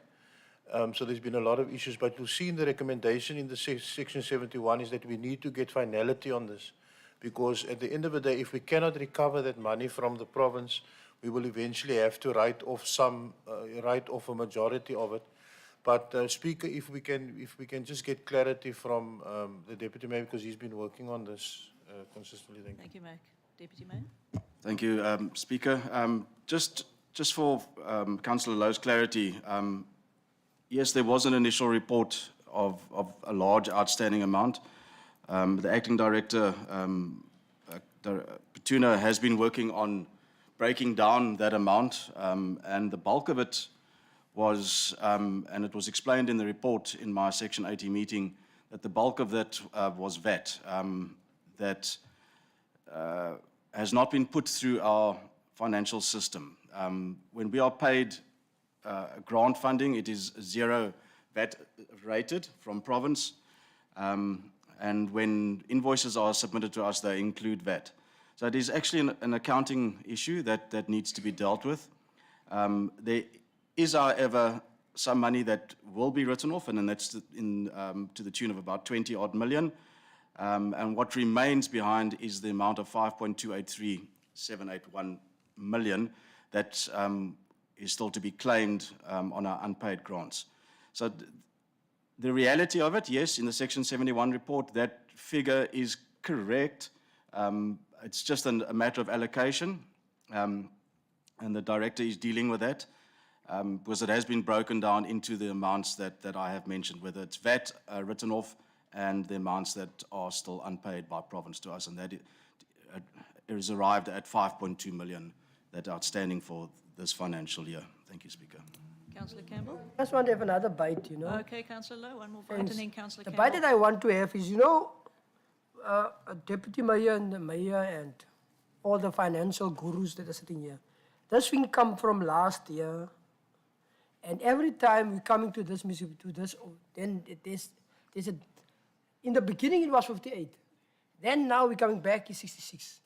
Then I hear now about the 20 million is also that they are going to write off. You know, we have to get our figures correct. You know, because it really confuse us when we have to deal with these things. You know, and I don't want to look like someone that they are confused. You know, because we want to know precisely the 66 million rand, because the finance department talk about 66 million rand. The housing department, they're dealing with this, talk about the 58, and they already explained in our meeting, and I'm also part of that committee that dealt with it, where all these requisitions was put in front of us, how the payment have happened and things like that, and it come to the 5-something million rand. So we must be very clear how we deal with this, because if the public read the 71 report, then the public will go out and say, but now we're talking two different things. You see? And we can't go and talk different languages outside. So my plea to this municipality now, accounting officer, that we deal thoroughly with us, so we can know precisely it is 5 million that we are going to acquire from the provincial government, and the others, it is money that we are not going to get that money because of things that was happening, and we are not going to get that money. You know, so we know precisely, we only deal with the 5 million. And we are not confused then. Thanks. Thank you, Councillor. Councillor Campbell, then Councillor Tsengwa and Councillor Matika. Thank you, Speaker. Speaker, in the Section 80 meeting, Mr. Petuna, he's not here now, explained to us that a large portion of the money is actually VAT, that we have actually, the municipality has claimed back from the receiver of revenue, and it should not actually be in this amount of 60 million. So we need to, by the next meeting, try and rectify those figures, because we're getting the wrong impression of the amount that is due to us. In fact, it was VAT that we paid, and we have claimed it back. But because it did not go directly to the housing department, it was incorrectly put as an outstanding amount. I'm going to hand over to the Mayor, Councillor. I want to correct Councillor Kemp. I think I'm not confused, Speaker. I understand the one of the 51 million rand for the VAT. I'm not confused when I read the 71 report. I'm not confused. The 71 report is very clear. It's stated that there's money that we have to get from the provincial government. It is very, very clear. I read it. You see? So I'm not confused. I understand the 51 million rand that we have to acquire because of that from that time. That one I understand very clearly. I talk about the 60 million rand, and the mayor can concur with me. There's the mayor, because it's his report. He have to deal with it. So people mustn't think that I'm sitting here, I'm confused, I don't know what I'm talking about. I read, I didn't maybe have other mathematics, but the school where I come from, the youth league, I can make at least sums. So I'm not confused. I understand that one, because it doesn't explain the 41 million rand in that report and for the veg things. So I'm not confused. Thank you, Councillor. Mayor, can I let Councillor Tsengwa? You were next then. I think, Madam Speaker, just to comment, the 66 million is in our books. Okay, that's a fact. There's 66 million expenditure in our books that we have to, and I agree, we have to get to whichever way, but we have to get, but the figure that is in our books that needs to be addressed is 66 million. Yeah? So it's a fact, and we just have to decide what we're going to do, what we must write off, and we must write that off if we have to. Thank you. Thank you, Councillor Tsengwa. No, Speaker, mine is going to be very simple on this issue. And I remember, Speaker, when I remember one council meeting when we were dealing with issues of acting, this particular issue was raised very strongly, that they have these very serious amounts which were not accounted for, particularly in that Department of Integrated Human Settlement. Now, Speaker, this figure which is before us, you know, I remember on the Section 18 Integrated Human Settlement, we have debated this particular issue at length, and the Councillor Low, yeah, where is he? By the way, I'm very happy. All of us, as you have said, we are not confused about this issue, Mayor. I think I'm very happy with this report, and I think I must say I'm very happy. And this is it's a clear. I mean, it's a clear. I mean, what is this word which I'm looking for now? But nevertheless, yeah, Speaker, the long and the short of my what to call is that I'm excited, because here we were told, in fact, yeah, when people were trying to play and undermine other people, to say housing housing cannot be alone, cannot be a standalone department, you know, using this particular thing of very serious millions which were not accounted for, you know. So, but Speaker, the long and the short, I think, I'm very happy, I must say. I mean, this is a report which is before us, you know. Thank you. And we must accept it and move, Mayor. Thank you. Thank you, Councillor. Councillor Matika? No, Speaker, it's just a pity the director, I don't know where is he, the director, Human Settlement, is not here. Because I just wanted an explanation on some of the issues, but let's move with the report. Thank you, Councillor. So we will go with the recommendation then. Next one, H&P 1205-2022, submission of the IHS business plan for the 2021-2022 financial year on page 128. Yes. Move. H&P 1305-2022, targets and funding allocation for the 2022-23 financial year. Are we going with the recommendations?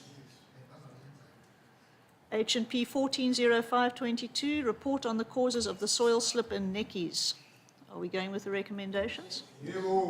Good. Item submitted to the Finance and Economy Committee meeting held on the 2nd of June 2022, FC 010622, report on the implementation of the supply chain management policy for the period 1 October to 31 December 2021. Yes. Are we going with the recommendations? FC 0606 2022, capital budget report 2021-22 as at 31 March 2022. Yes. Page 129, FC 0806 2022, Audit Committee Charter 2022 to 2023.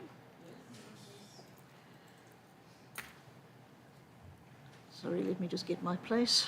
Reports submitted directly to the Mayoral Committee on the 21st of June 2022, Corporate Services and Community Services items. M0106-2022, the report on security services rendered to Knysna Municipality. What about the one just above it, M01A06 of 2022? Did I miss one? I beg your pardon. Just above it. I don't have it on my agenda. It's on the amended. On page, I beg your pardon, I don't have the amended agenda in front of me. What is it? Audit committee members allowance suspension. The- Where are we now? We are, so it's the audit committee members allowance suspension, page 130. Are we going with that? Yes. Okay. You can have this one. Is it okay? Where is it? Then It's not- M0106-2022, the report on security services rendered to Knysna Municipality. To go to the workshop. M0206-2022, arts and culture section status report. M0306-2022, information report on municipal health and environmental services for February and March 2022. M0406-2022, the homeless shelter progress report. M1006-2022, the Knysna Municipal... Sorry, Speaker, just 1 minute. I just want Councillor to check Campbell? something there for the homeless shelter one.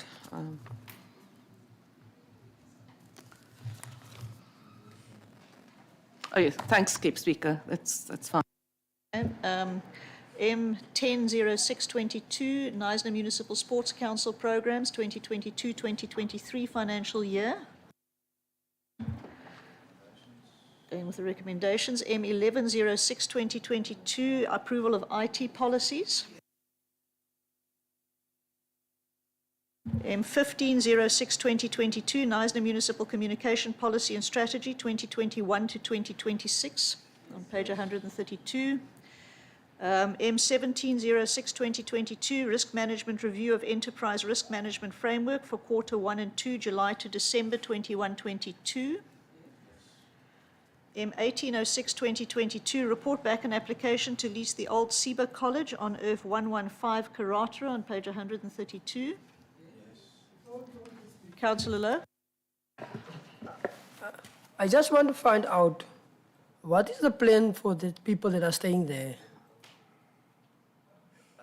Because when I visit that area, the conditions that the people are staying in that compound, ons noem het 'n compound, because it is a compound. Speaker, on a point of order. Councillor Matiga? I think Councillor Lowe was part of the mayoral committee. All of those details were discussed. So I think it's only fair that he cannot repeat what he have said in the mayoral committee. He did ask, and Councillor Mabi also was part. We did ask, and Councillor Cleon. Yeah, I think let's go with the recommendation. I just want to find out what are we going to deal with, how are we going to deal with the Councillor Lowe, people that are there. I think if you look at recommendation B, there is provision made in the recommendations. Can we go with the recommendations, councillors? M1906-2022, report back on the application to lease the Queen's Warehouse on a portion of Earth 1342 Knysna.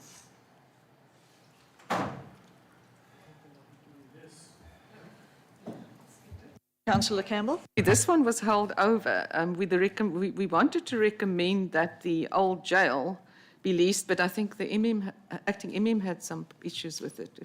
They said we must hold it over till today. Because you'll see the recommendation is that the reports be referred to today's meeting for consideration. So we did not actually accept that recommendation. I don't know what the problem was.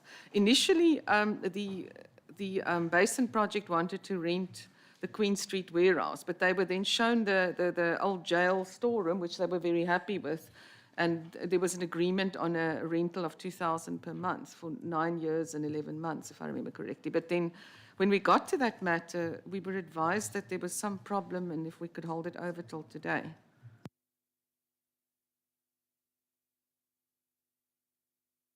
Director. Thank you, Speaker. Councillor Campbell, it wasn't a problem that the MM had. The MM just wanted to have a look at our immovable property policy prior to the item serving, in particular with regards to the rental amount that was recommended.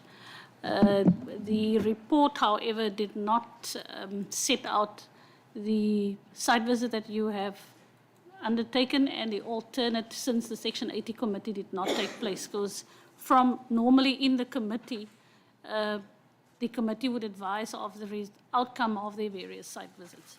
So the alternative recommendation did not serve. It is therefore prudent for this council to consider the alternate recommendation that Councillor Campbell has referred to now.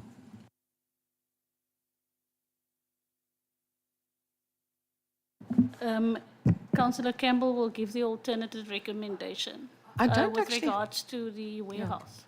I don't have that with me. It would be on the previous agenda. I wonder if committee services could assist us with that.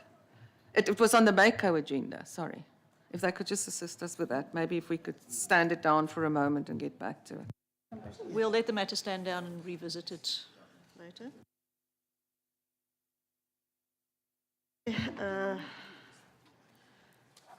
M2002-2022, application to exchange IRF 8119 Neisner for an alternative IRF 8125 Neisner. Good. M2206-2022, report back on the application to lease a portion of IRF 3281 Neisner on page 134. We can go with that. M2306-2022, report on the processing of applications for purchasing / leasing municipal land on page 135. Just for Councillor one Campbell. moment, I just want to make sure this recommendation is correct.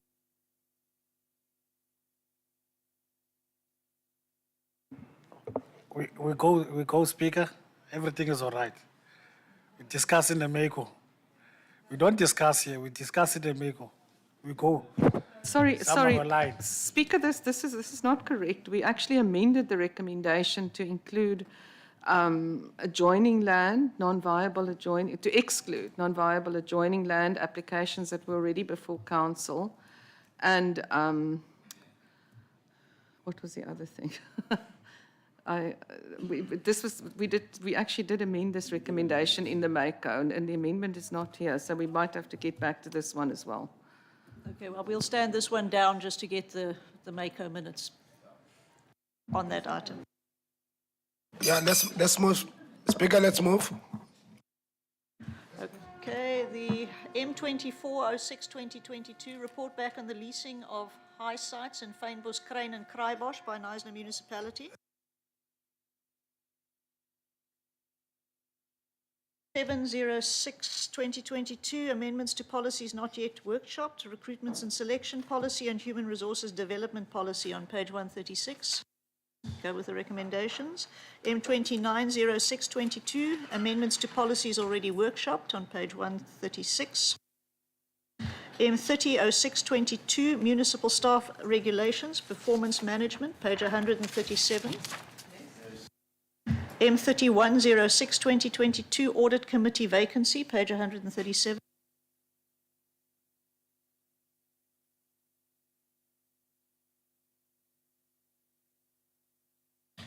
Items 14, new matters submitted by the acting municipal manager. 14.1, 2021-2022, amended SD bib, top layer indicator. I beg your pardon, can we return to the audit committee vacancy, recommendation C? Speaker, yes, on that recommendation, the count at the MACO resolved that we must just obtain confirmation from Mr. Prince, Beryl, and Mr. Thorpe as to their availability. Mr. Prince and Mr. Beryl has confirmed Mr. Prince and Mr. Thorpe has confirmed their availability. However, Mr. Beryl has indicated that he's not available for the extension. Therefore, it would be a recommendation to extend the terms of Mr. Prince and Mr. Thorpe to continue serving on the AC. Can we go with that, councillors? All right, 14 new matters submitted by the acting municipal manager. 14.1, 2021-2022, amended SD Bib and top layer indicators TL3, June 2022, pages 138 to 161. Yeah? Thank you, Speaker. Just to comment, TL3 is the only recommendation that was refined. The two directors, current directors, their evaluations were done, but because of the regulations, the acting officials with the new cascading down of performance, they already do performance agreements, and so so it doesn't apply to them because they, even though they're acting directors. So you'll see that if you look at the page, it just says that the targets changes from the number of officials to be evaluated to the number of evaluation sessions to be held. Né? So I don't know if there's anything else on that, but I thought I'll just comment on that, Speaker. Thank you. Thank you. Are we going to go with the recommendations, councillors? Okay, item 14.2, reconstitution of the Municipal Public Accounts Committee, MPAC, page 162.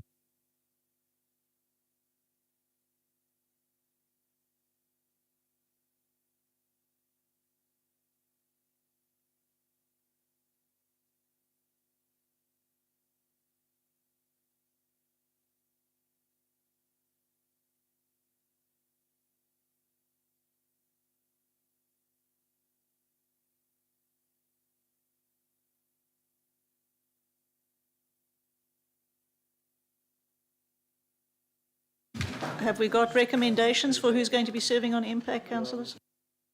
Yeah, we just want to nominate Jason White, Speaker.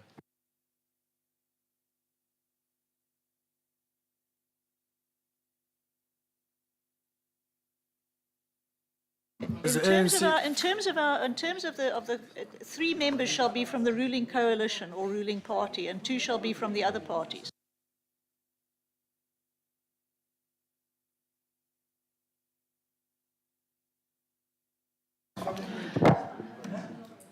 Madam Speaker, the DA is asking for a 10-minute caucus, please. Granted. Thank you.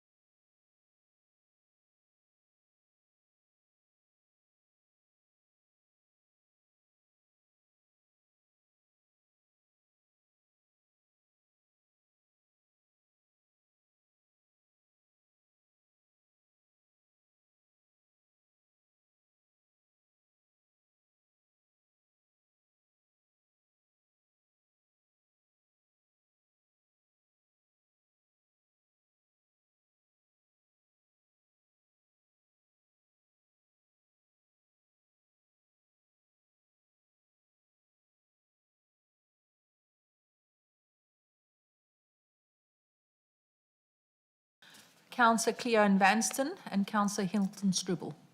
Thank you. Thank you. Is there a second, is there somebody to second that? Yes, Speaker. Thank you, Councillor White.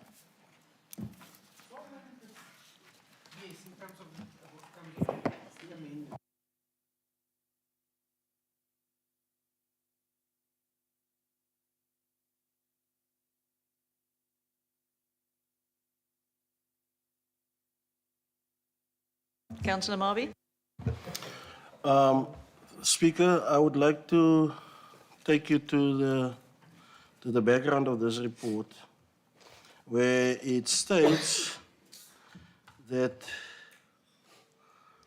and I'm just going to read it. Councillor E. Maxim was appointed as member of the Impact Committee on 3 May 2022. Consequently, Councillor Maxim is not eligible in terms of Impact terms of reference to be a member of Impact. In terms of section 3.6 of the Impact terms of reference, the committee shall consist of 5 councillors with knowledge of financial or governance matters. Section 3.6.2 provides if the chairperson is from the opposition parties, 3 members shall be from the ruling coalition or ruling party and 2 shall be from the other parties. It is common cause that Councillor Bichal is currently Impact chairperson, ceased to be part of the... So, what the DA is saying is that they want to propose 3 people. Then we just have to go over to a vote. If there is... That's in terms of the terms of reference, yes. Councillor Marby. My apologies, I read it wrong.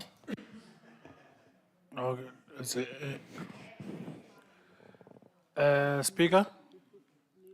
Councillor Matika, sorry. I think even if Councillor Charlie is not on make or Councillor Walid, but he's still part of the ruling party because you guys elected them to be part. So they are still part of the ruling party. Nevertheless, from the ANC, we'll nominate Councillor Russell Aranse. Thank you, Councillor Matika. Is there a seconder for that? Councillor Marby, Councillor Lowe, thank you. So we are going with the recommendations? Yes. Thank you. No, don't rush this one. You don't rush this one. I want to nominate Councillor Albertus. Wabi. Is there somebody to second that proposal? Councillor Tsingwa? I would like to nominate Councillor Neil Lowe. Is there a seconder for that, Councillor Tsingwa?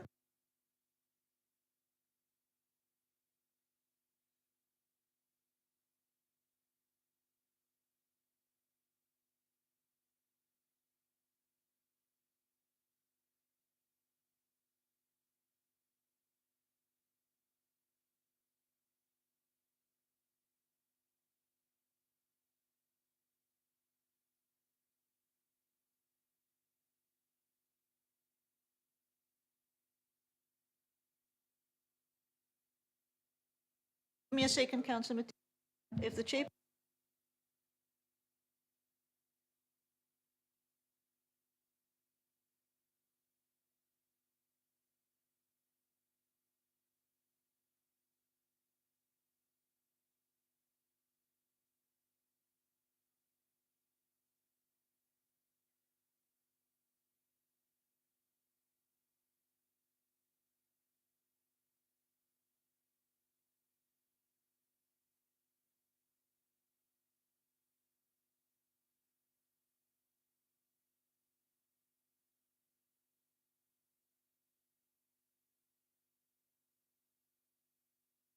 Speaker, unless we change the terms of reference. Because I see you are busy there. And we can't change the terms of That's not reference. on the agenda, Councillor.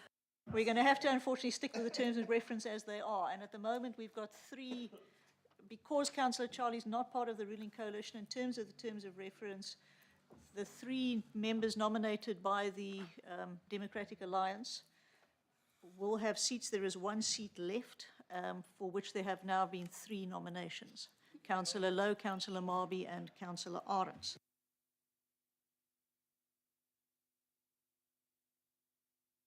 Speaker, it's 6. No, no, Chairperson. Councillor. No, it's 5. There are 5 members, Councillor Matika. Then Councillor Charlie is still part of the DA. Yeah, Councillor. She was very specific about that at the beginning of the meeting, if I recall correctly. So no, it's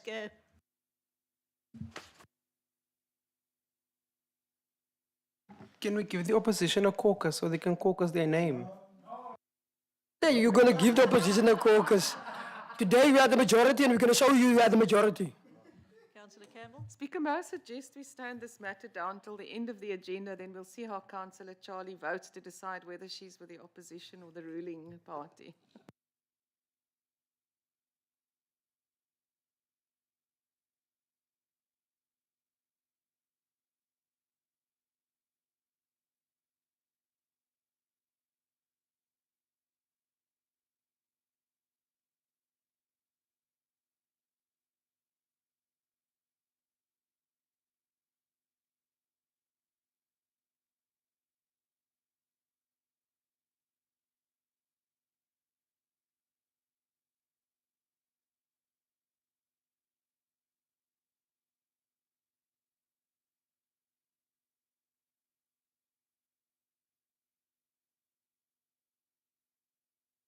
Speaker, can I ask something, MM? Because I think that the problem that we are sitting here. Councillor, we're just going to let the matter stand down while we No, just no, no. take a Can I look at the give? No, no. current- Speaker. Councillor Lowe, let me. No. What we are saying, I think we are sitting with a matter with just a technical problem here, and the only way we can deal with that, it is when we change the terms of reference. Yeah, which we won't be doing today, Councillor. It's not in the agenda. It's not an item, so we won't be doing that today. That you will have to bring to Council later. No, No, we Speaker. can use it as an urgent matter, I think Speaker. we let the matter stand down. Speaker. Speaker. No, Speaker. Speaker. Councillor Marby. Speaker. No. Now, mine is that we are now currently on this topic, Yes, so we can change and it. it is on under this topic. discussion. We can change it here on this meeting. Speaker, Can when be part you of the recommendations. Speaker, when No you need to have. vote, when you want to Vote for change the terms Charlie. of reference, you call for a caucus and you go outside there you change. for an half hour and you come back and then you change the terms of reference in this Yes. municipality. Yes. Why can't we not change the terms of reference now and ask for 10 minutes to just to change the terms of reference? That's what happened when you were in power. You just, you, There was an item in front of you're very lucky. Speaker, You're very lucky. Councillor Lowe. You're very lucky. Speaker, I agree with Councillor Lowe. Speaker, I agree with Councillor Lowe that we are dealing with the current item. There's no rules that say that we cannot, there's no rules that say that, because we are dealing with an item now. So if we need to go and change terms of reference, we can go and change terms of reference. Councillor Matika, no, that will have to come as an item to Council. It's not an item at the moment. Then this item must not serve until the next council You meeting. need to bring to nominate 1 member. You have got 3 nominated. Speaker, we are not going to No. move anywhere. No. In this council, there's the low legal people. You are going outside. Speaker, remove And you this change the item terms of from the reference. agenda. You change the terms of reference to We're not suit going you. to agree. You change the terms of reference to suit you. Now we are going to change the terms of reference to suit us.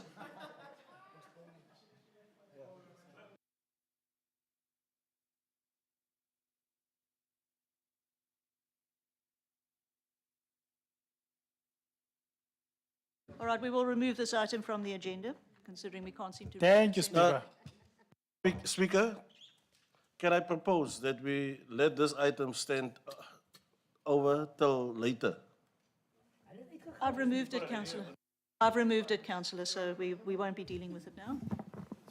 Item 14.3, the appointment of No, one Speaker. new member. Speaker. I'm moving on, Councillor Speaker. Singh.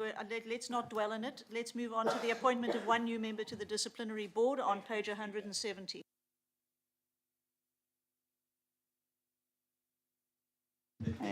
Speaker, just to one change.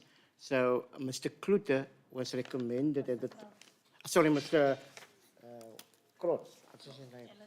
Yeah, was recommended at the time, but he in writing later said that he's not available anymore. No, we can, we can, Melanie can share the correspondence that was received. Councillor Matika? No, and then as ANC will propose the Mr. Luvio Loliwe. He's also legal service in Bito. Yeah. Sorry, what is the name, Councillor Matika? Luvuyo Loliwe is currently in Bito municipality. Loliwe, Is there a seconder for that name? ANC. Councillor Andrews, Councillor Campbell? I don't have somebody to second, but I think it's important that we consider who we appoint here. The Bito Manager Legal Services, this council has referred a matter to the disciplinary board about the water meters. That involves 2 officials at Bito Municipality, amongst others. I think it would be a huge conflict of interest to have somebody from Bito who actually is sitting on Speaker, a disciplinary board Can I investigating. raise a point of order? Can I finish, Speaker? Investigating his boss, basically. Can I I don't raise a think- point of order, I Speaker? don't think Point of that order, would be. Councillor Campbell. I don't think it would be appropriate. Councillor Tsengwe?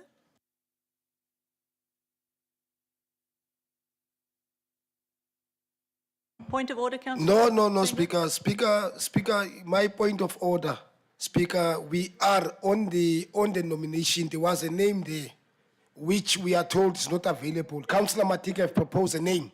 Now we can't be debating when their names proposed. That is not a point of order, Councillor. You know, and in fact, the point of order is Rule 22, content of debate. It's a content of debate. You know? Speaker, can I ask for a 5-minute caucus, please, ma'am? Yes, Councillor Lowe?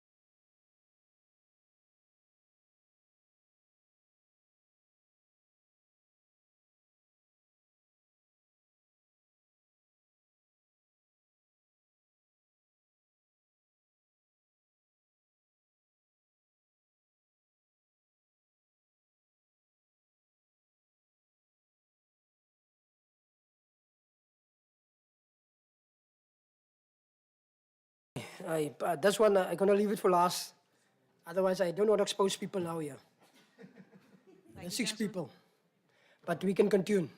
And they know who they are. But we can continue as business as it is.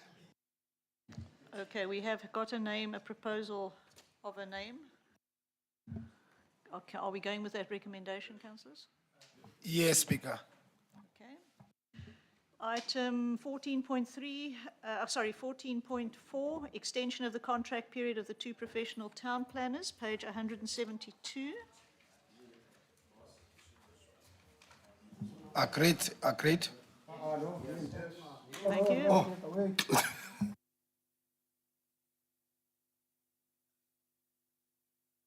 Councillor Skosana.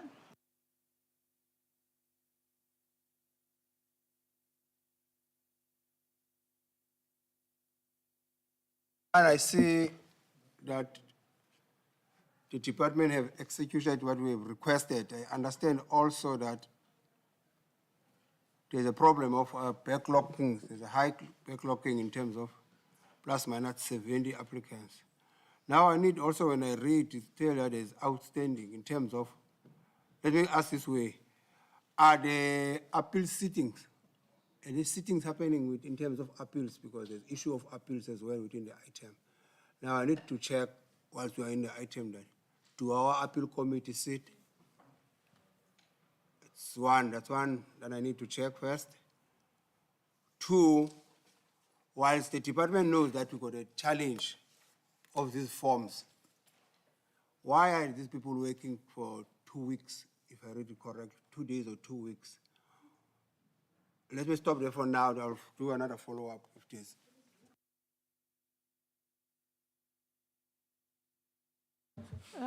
Acting Director. Thank you, Chair.